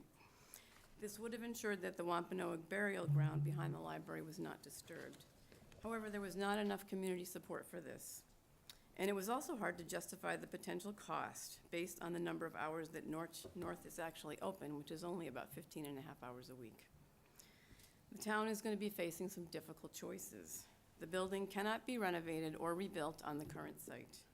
There are structural problems, including wood rot on the steps and the windows, tree damage to the front of the building, and leaks. It's not large enough to fulfill the needs of the community. Any renovations or additions would require the building to be brought up to code, as it does not currently comply. If public sentiment is such that a new building is not in the works, the current building will eventually become unusable and the branch might have to close. There's always other options. Other options include finding another building and moving, or merging with another library. But now is the time to start thinking about this before it's too late. Number two, the trustees would like to see the hours restored at the main library to be open again on Tuesday and Wednesday mornings. These hours were reduced in 2009 and have not been restored in the past 10 years. We were disappointed that additional library hours were not part of the fiscal year 2020 budget, but we do appreciate the need for additional police and fire, and that message was clearly heard at the neighborhood listening sessions. I don't know if you want me to get into specifics, but there is a little bit in your report about a possible scenario that we could do that would streamline the opening hours, have them all open at 10, close at 5:30, except for the days that it's open at 8:30.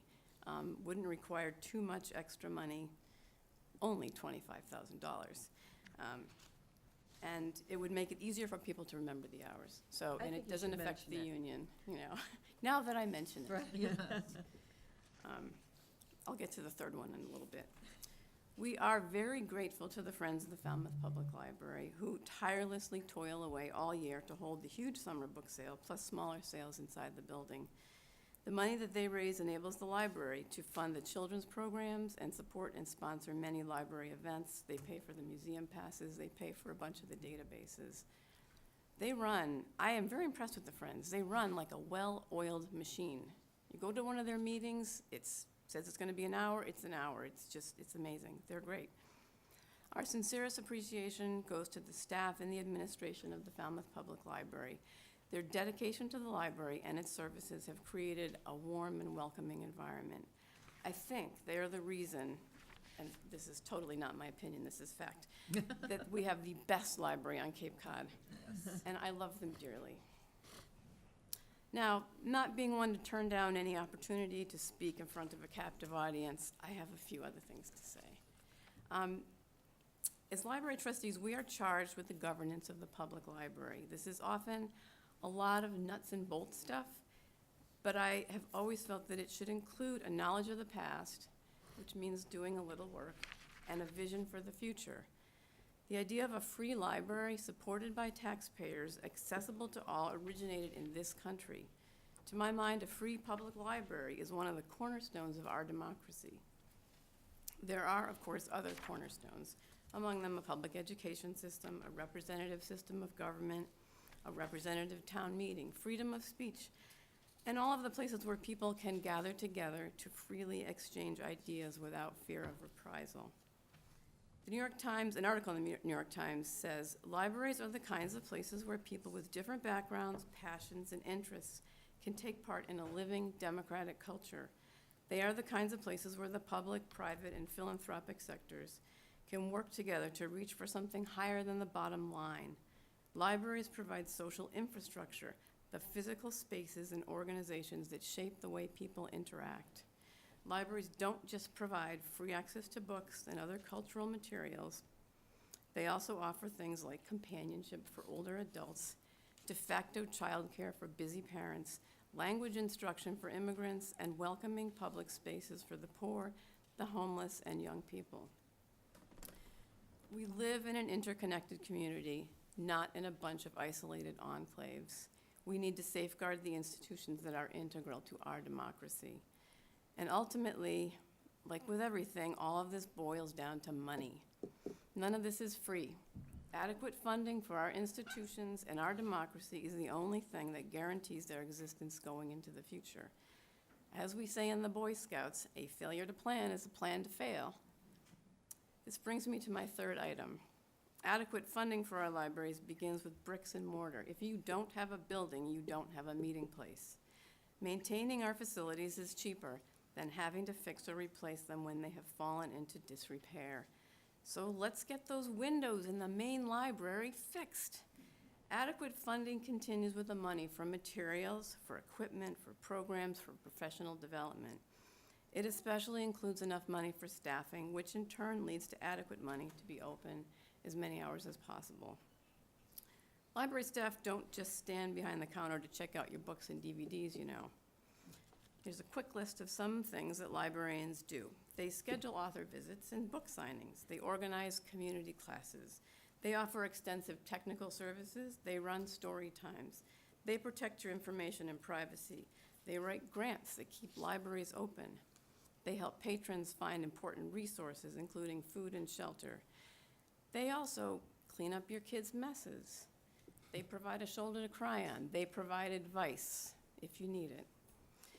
So while we're at it, how about we get rid of the fines? We eliminated the parking meters. Why are we penalizing our library users? And I would also, I'm not accusing anyone, these are just ideas I'm throwing out there, but I would like to get rid of the idea that print is dead and stop using that anywhere as a justification for cutting funding for libraries. Not only is print not dead, it's not going anywhere anytime soon. Print is merely a means to convey information. And information is the library's stock in trade. Libraries are about far more than books and entertainment anyways. This is from the Digital Public Library of America.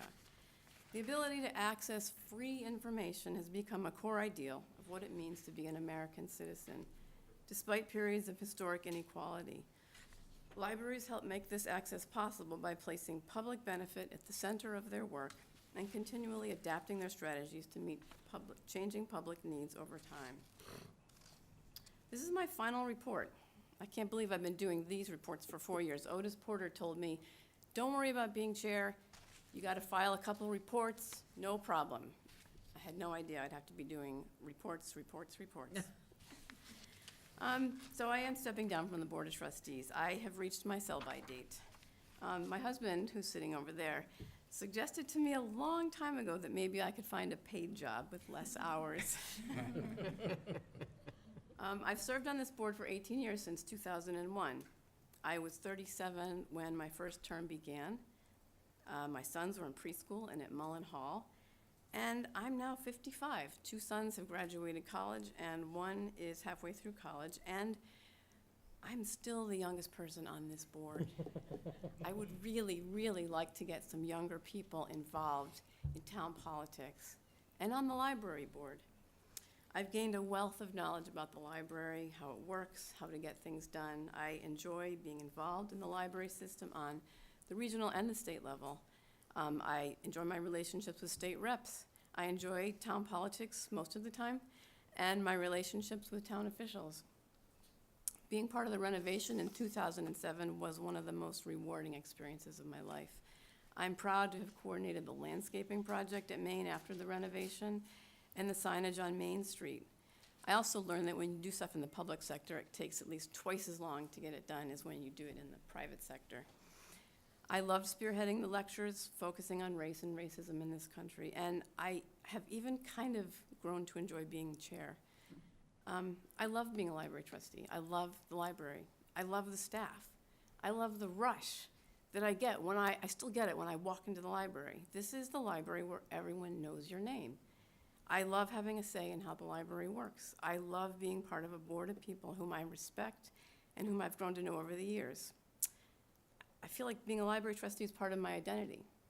So many of the good things in my life have come, I'm not gonna cry, from being a trustee. So many of the good things. So many people have helped me on this journey. I could not have been a trustee by myself, and I would highly recommend it to others. Thank you all so much. Thank you. Thank you.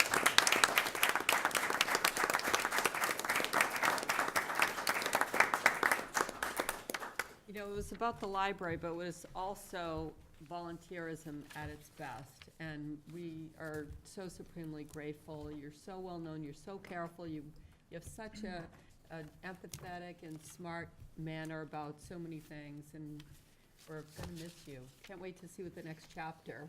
Well, I would have run for town meeting member, but I live in precinct 1, which Forget it.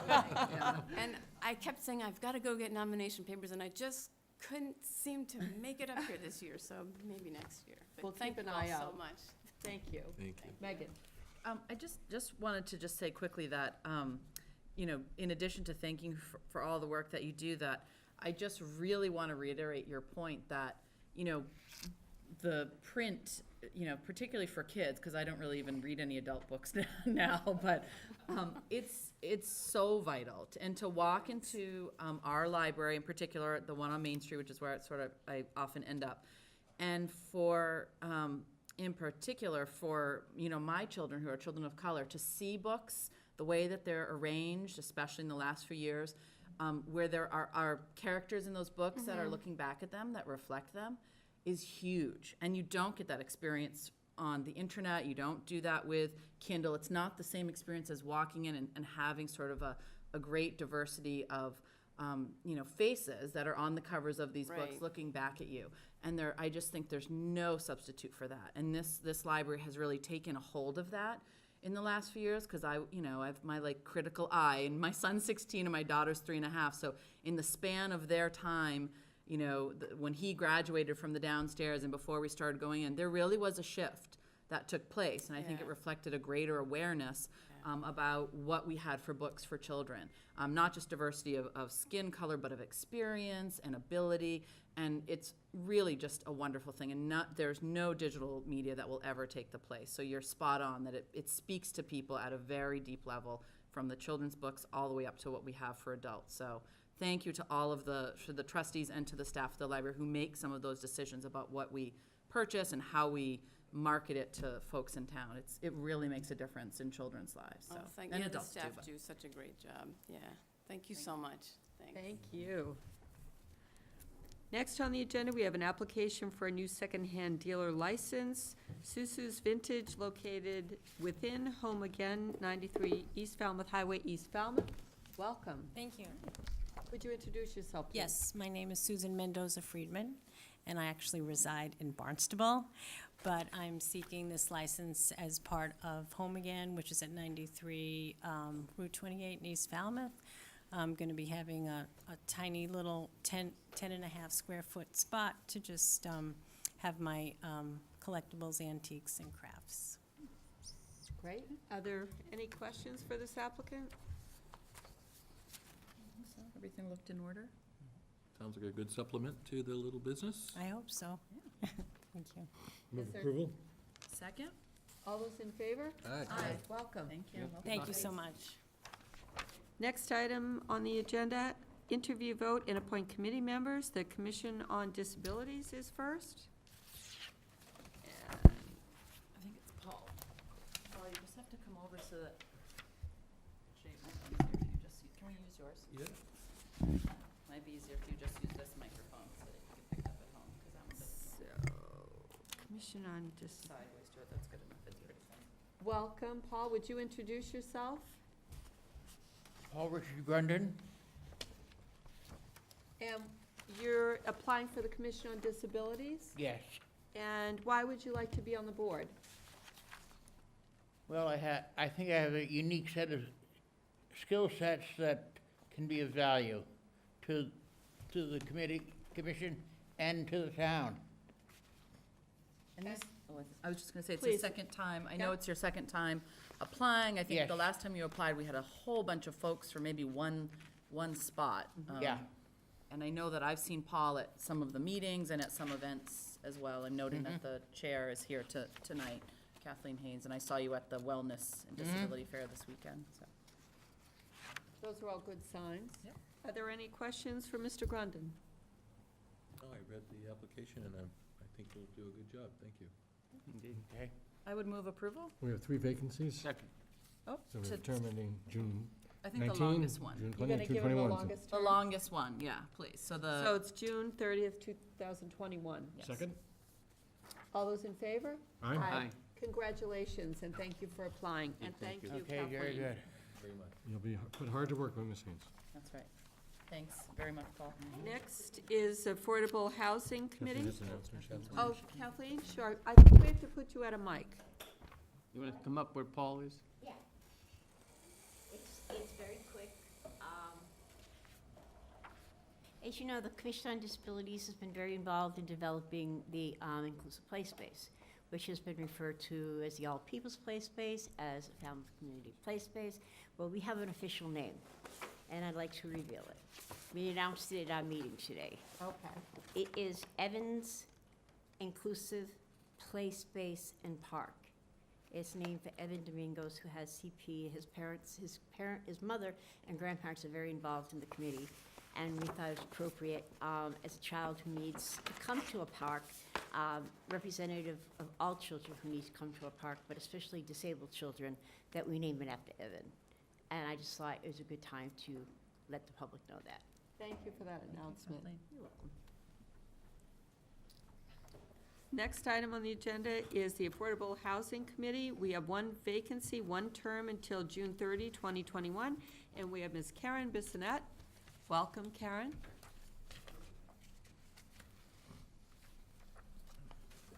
So, good evening. Good evening, well known to us, and tell us about your interest in the Affordable Housing Committee. Well, I attend the meetings anyway, and David Vieira called me and asked me if I would serve so he could take one of our current members, and he said he didn't want to rob Peter to pay Paul, and would I go on the committee, and I said yes, I would go on the committee. Excellent. I would move that we appoint Karen Bissonette to the Affordable Housing Committee, term ending June 30th, 2021. Second. All those in favor? Aye. Thank you for coming. Thank you. Sorry it's late. And next is the Agricultural Commission. We have one vacancy, term until June 30, 2019, and we have Jack Simons applying. Mr. Simons, welcome. Hello. Hello. Jack Simmons. Simmons. I live in East Falmouth. I have a small farm. I've been a vendor at the farmer's market for a number of years, and I'd like to keep my work up promoting and endorsing agriculture in Falmouth. We need more people to use our farmer's market and more people to grow the food that's sold there, so. Excellent. And I think I saw you at their meeting earlier. Tonight? Yeah. Oh, yes, Yeah. yes, I Have you stepped in. attended any of their other meetings? I went to the last one and then to this one, just to see how it works and. And I see. You're still applying? Pardon? And you're still applying? Yeah. I'm still applying, yes. And Good sign. supportive members of the committee are Yes, here endorsing you. Always a good sign. This is a term until June 30, 2019. I would move approval until that 6/30/2019 date. And then we hope to see you back in June, reapplying for a longer term after that. Yes. What's that? I have to come back in June? You do, just because the only opening available expires then, so you just have to So do I need to go and get a new application? Try to, see the Diane in the office, and she'll walk you through it. Yeah. So there's a motion, is there a second? Second. All those in favor? Aye. Thank you Great. very much for your Thank you. contribution. Great. Next item on the agenda is Community Preservation Committee. There's one vacancy, one term until June 30, 2021. Michael Stone, welcome.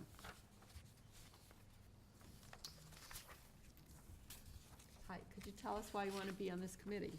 Certainly. So I grew up in Falmouth. I've lived in Falmouth almost my entire life, except for a couple years after school, and I feel fortunate to have grown up here. It's a beautiful town.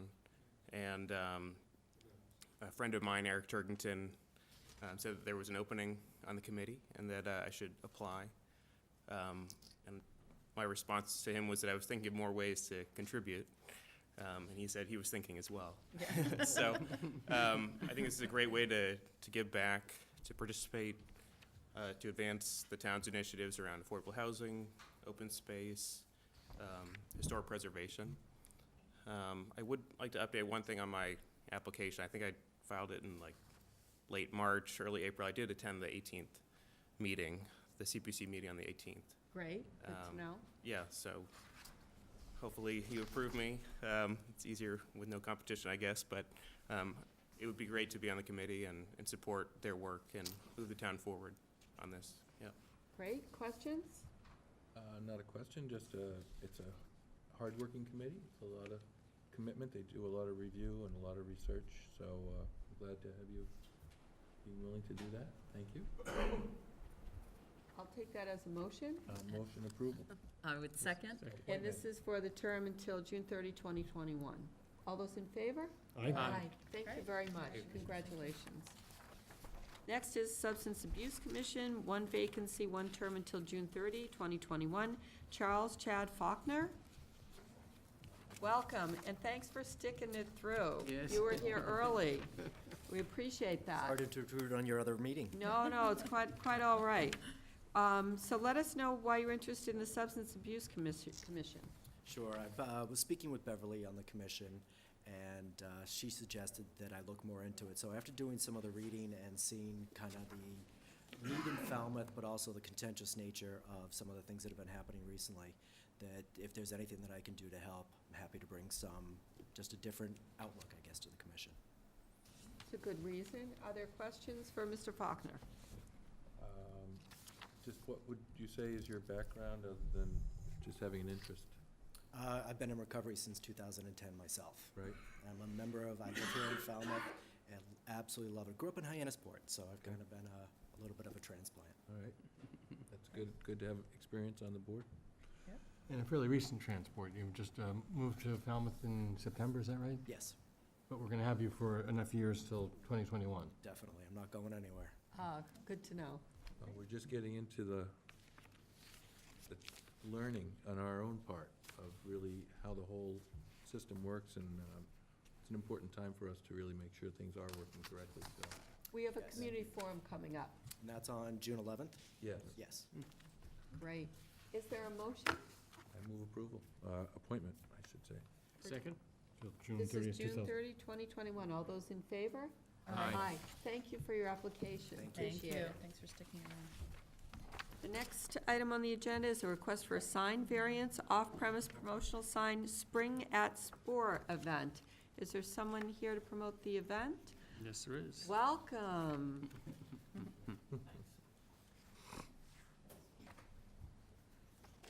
Bill Kerfoot, trustee, Spore Gardens.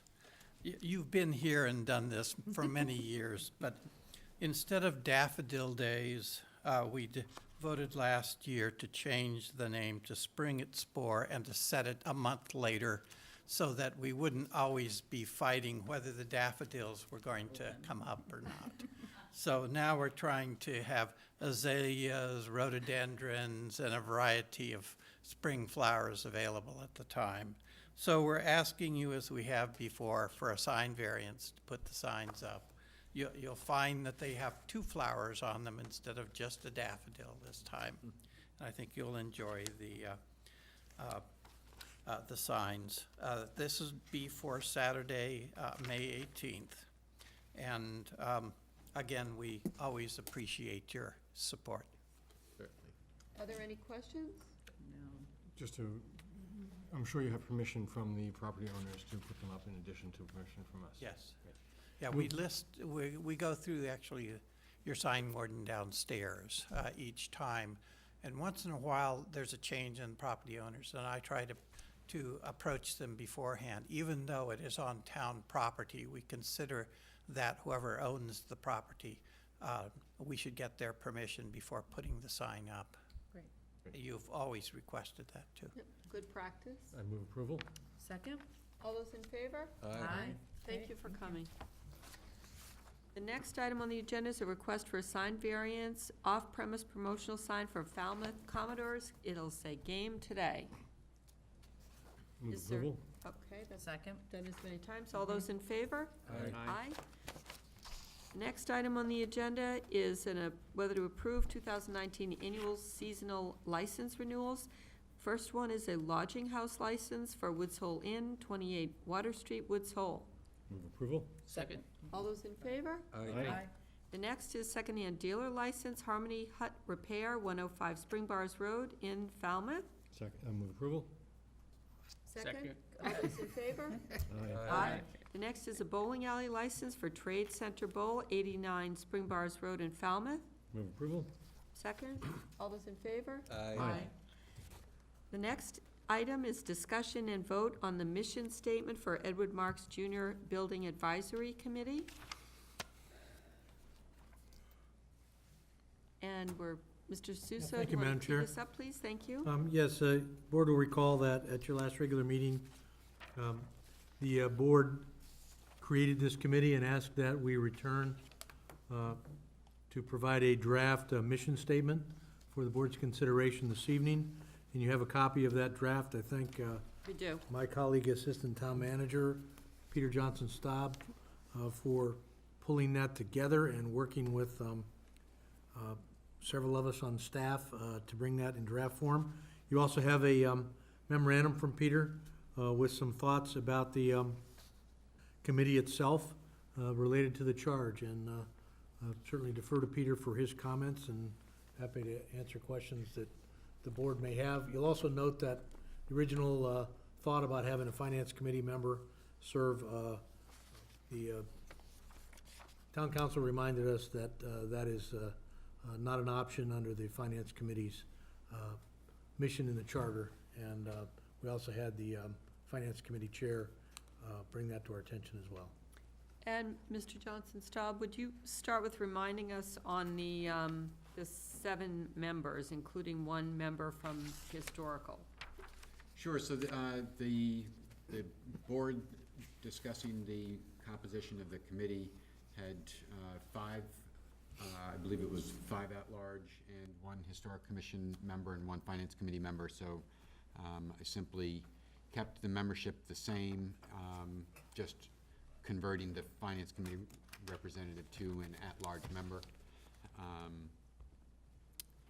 So that was the thinking there. And then just to sort of, I think the charge is fairly clear. This is intended to be a single-purpose committee, so it's not a permanent standing committee.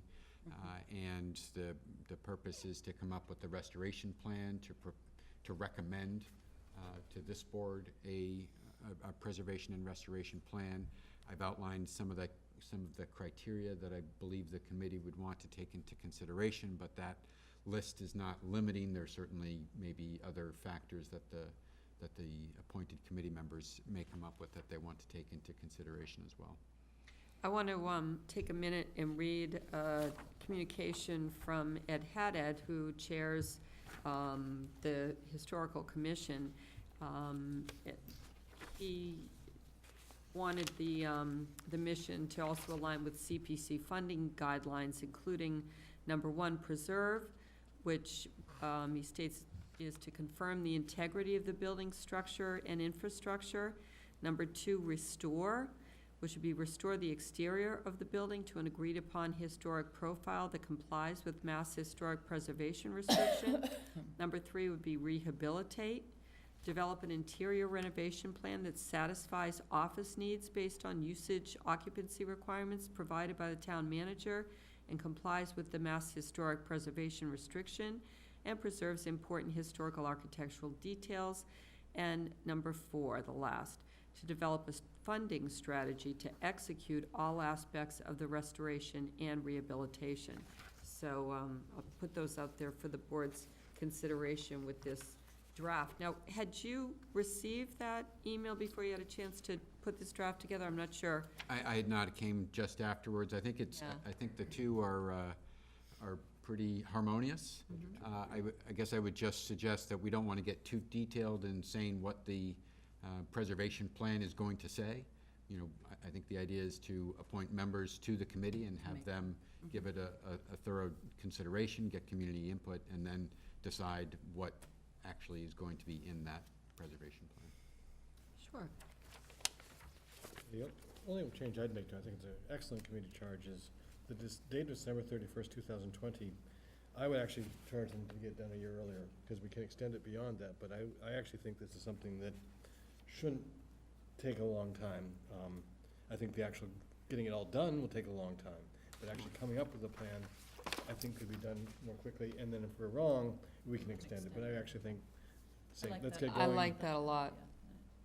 I think there's a problem with the timeline, though, if we don't give them direction as to who might be the appropriate type occupants with regard to, if it's gonna be town offices, we know it has to be accessible, we know we need an elevator.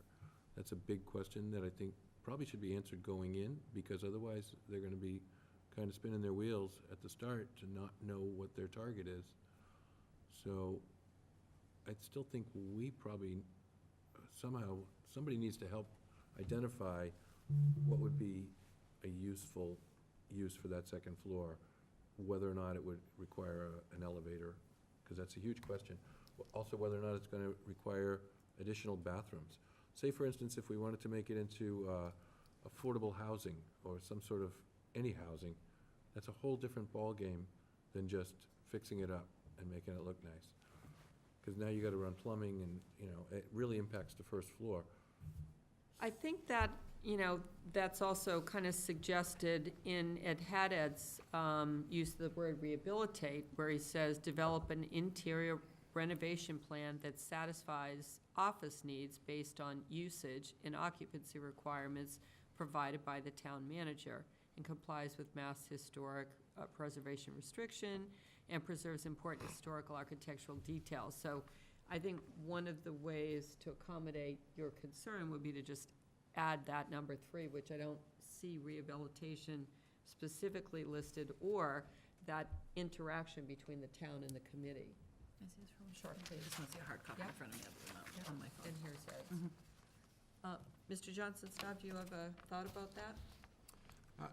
No, I think that's perfectly acceptable. You know, my cryptic bullet point in the draft charge to investigate potential uses of the second floor and attic spaces is along the lines of a renovation plan, and I think that's, I think that needs to be part of the planning process, regardless of, you know, exactly where the ownership of this committee is versus staff in terms of the uses. It all needs to be part of the same conversation in order to come up with a plan. Exactly. So we'll delegate that to them as well. They'll decide what would be the appropriate use. No, I think what the Well, committee's to recommend. The committee's considering that in their plan. Right. But the Right. actual determination of use of it will either be the town manager, or it'll be us, but I mean, I think it's gonna be in consultation with the town departments. Right. And I think part of that we just sort of, we know it costs more to put elevators. We know it but we don't have sort of more than that, right? So that's part of the charge of this committee, is to maybe flesh out some of those things. Like, you know, these are the options for the second floor. If we do this, this is what's required, right? So. And spending the money will require input from town meetings, so it's gonna be a process. Right, and all they're doing is making a recommendation Right. of what some possible avenues are, and really getting some more facts beyond just kind of the consensus that we have that it's a very expensive project no matter what we do. We don't have anything more than that, really. Great. So I see a crowd I think that on this Peter had issue. one thing, too. Just, I'd like to, is there anyone here who wanted to speak on this issue? Thank you. Peter? Yeah, just wanted to clarify, in order to really get good cost estimates, we'd need to spend some money on an architect. So just in terms of what our expectations are, facts that the committee's going to come up with, want to think about, whether we're going to provide resources and hire that sort of professional help, or have an initial recommendation that's going to be based on, some really rough sort of concept ideas, maybe with a volunteer professional, I don't know. But that's why I think the idea that Doug has about, let's have them come back in an earlier date, like of December 2019. Right. With something, and then this board can assess and then decide if we're gonna charge them again to do further digging, or where we go with that. So I think it's helpful I like that idea of sort of giving that December date, and then before we put more resources behind it, we know, we have a little bit more to look at. Sam? I guess I'm having a question. I agree with all of this, but December 20th is after the November town meeting, which is when we approve the capital budget. Now, it's a little bit late it's late applying to the CPC for any kind of historic preservation funds that might be available through that. So it's the December date is problematic in my mind for getting things moving and kind of hitting those milestones that would allow you to be funding. Would you this kind of work. suggest like October 15th or October 1st? You're really gonna have to be back in Articles- August, you're gonna have to be in Articles of the summertime. town meeting would have to be done before. I just don't think there's any Yeah, way we yeah, have yeah, to yeah. back No, that no, up to November town meeting. All I'm saying is pegging it to December, it seems like, it's not really It's a putting the random date. charge in place with the idea of being able to fund it in any particular, appropriate meeting. I The think first- maybe it has to be thought of as sort of an update, so we can plan those things maybe. That's fine. I mean, I don't see any reason for cutting it off at December.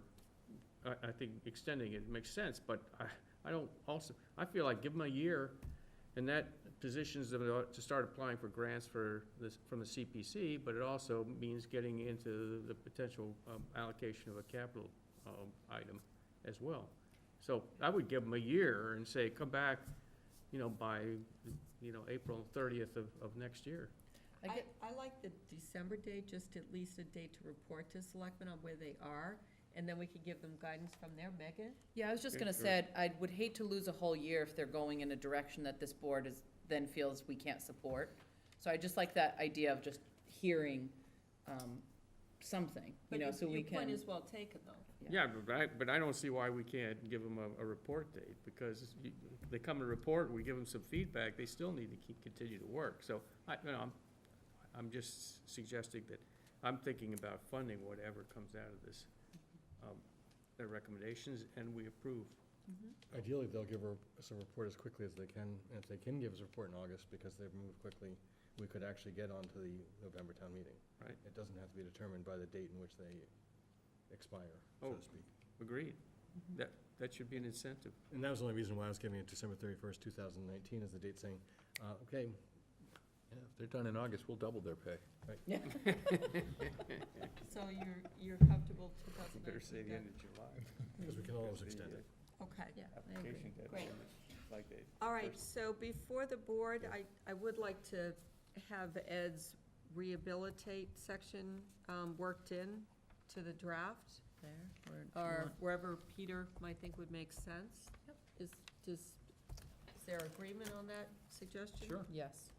Great, and then otherwise, I guess we're just, with that amendment, we're looking for a motion to approve this draft mission statement. So move. Second, All those in favor? Aye. with the Peter, change thanks in for all date, your work on this. with the change in date. With the change With in the date. change in date, yes, of To course. December of 2019. Correct, yep. Is that gonna be the end of their mission? No, No. they're we're gonna report to us. That's just a report date. It's just pressure we're putting on them. Okay.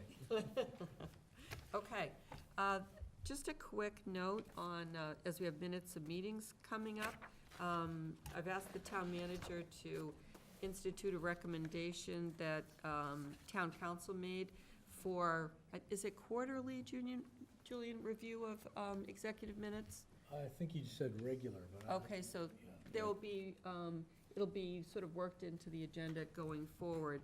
And the next chair will be stuck with it, maybe, that there will be a regular review of executive minutes as opposed to, you know, we sort of just do it periodically when we think we've got some things, you know, decided. And this way, it'll just be more of a scheduled process. So in that light, we have minutes of meetings for the public session, December 17, 2019. 2018. 18, wow, thank you. I move approval. Well, I just had a couple of concerns about, there was some important conversation during that discussion with the needle exchange that I think were maybe overlooked, and I hope we can maybe revise that. I don't know if that's possible. Do you have a suggestion for edit? Well, it was significant, but there was no comment in the record from any of the selectmen. I think we asked a lot of important questions and got a lot of significant answers. I mean, it's more than just a couple of edits. So what we could do is hold them and ask our secretary to review the tape and include some of those specifics, and then reissue a draft of the. I think so, because I Okay. think the public also has some misunderstandings about what took place at that meeting, and I don't think it's very clear. So I think it's important that the record be pretty thorough and clear on that meeting. Great, okay. Is that all right? Great. So the next is January 26, 2019.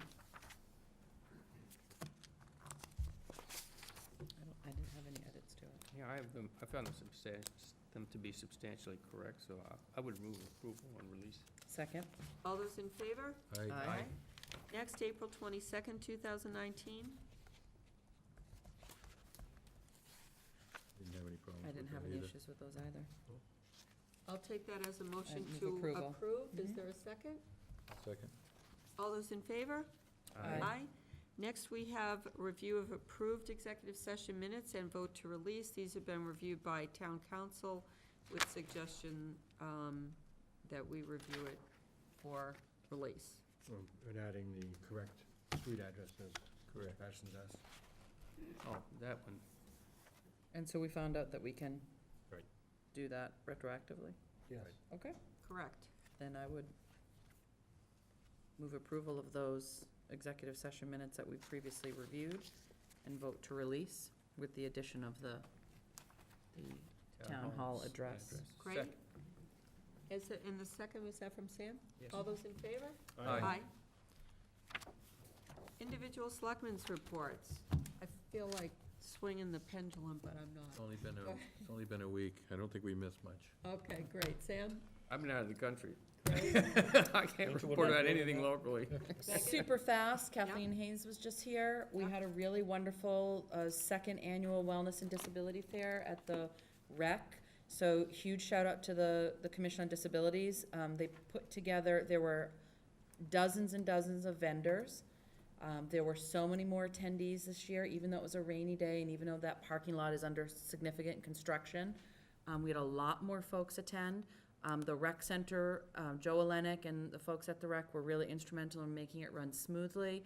A really great service provided to folks in our community to come in, meet with vendors, meet with service providers, from everything from yoga, laughter yoga, which they kept demonstrating while we were there, which was really enjoyable, to, you know, adaptive and assistive technologies. So wonderful event, and in addition to thanking the folks at the commission, a big thanks to Denise Coleman from Personnel, you know, who came and was part of that event for the entire day and really helped with some of the logistics. Awesome. So it was a really wonderful event, and I think it'll probably grow as each year goes on. Excellent. Gonna pass, Doug? No, all set? Mr. Suso? Yeah, Madam Chair, thank you, members of the board. Two items. I was pleased to attend the impressive Arbor Day ceremony at Mullen Hall School this past Wednesday with considerable compliments to Tree Warden Jeremiah Pearson for his comprehensive program of teaching elements to the many young people involved. Very impressive. Also, a reminder, we touched on this earlier in the meeting, but Friday, May 17th will be the town's police memorial observance at 10 a.m. at the new police memorial I should say, a revitalized police memorial location at the police department. So we welcome any and all that can join us to participate on 10 a.m. on Friday, May 17th. I just agreed to go to the Selectmen's Council meeting on Friday. No, the 17th? Oh, excuse me. that's- 17th. that's- Another, one more week. Okay, A good. couple weeks off. And as has been noted also, the Selectmen's next meeting is Monday, May 20th. That concludes my report. Great. Peter? All set. Move, we adjourn. Second. All those in favor? Aye. Thank Thank you you. all. So May 17th, what time did you say, Julian? 10 a.m. 10 a.m. Sorry, thank you, 10 a.m. One more.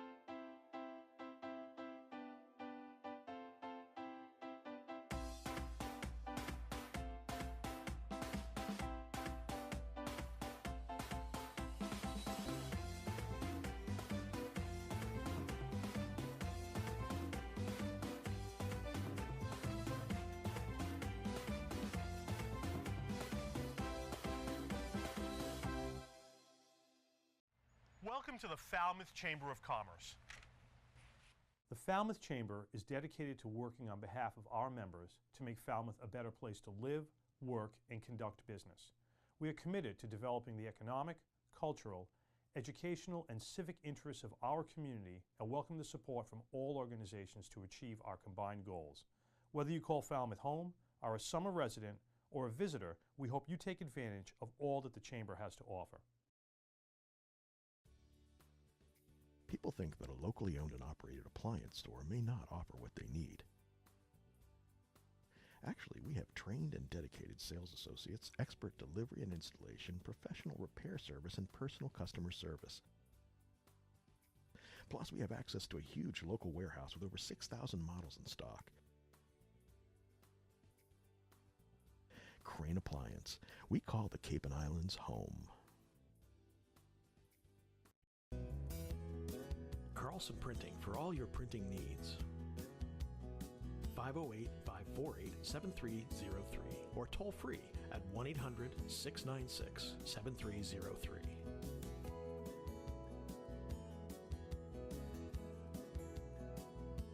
Our email address is carlsonprinting@aol.com. Carlson Printing for all your printing needs. Hosting services for fctv.org are provided by MegaNet Communications. MegaNet offers a wide array of internet services including Mega Backup Cloud Service, server colocation, T1, fiber, Metro Ethernet, as well as telephone services such as hosted PBX and digital voice. Their #1 goal is to keep your communications network up and running and allow you to focus on growing your business. 877-634-2638 or meganet.net.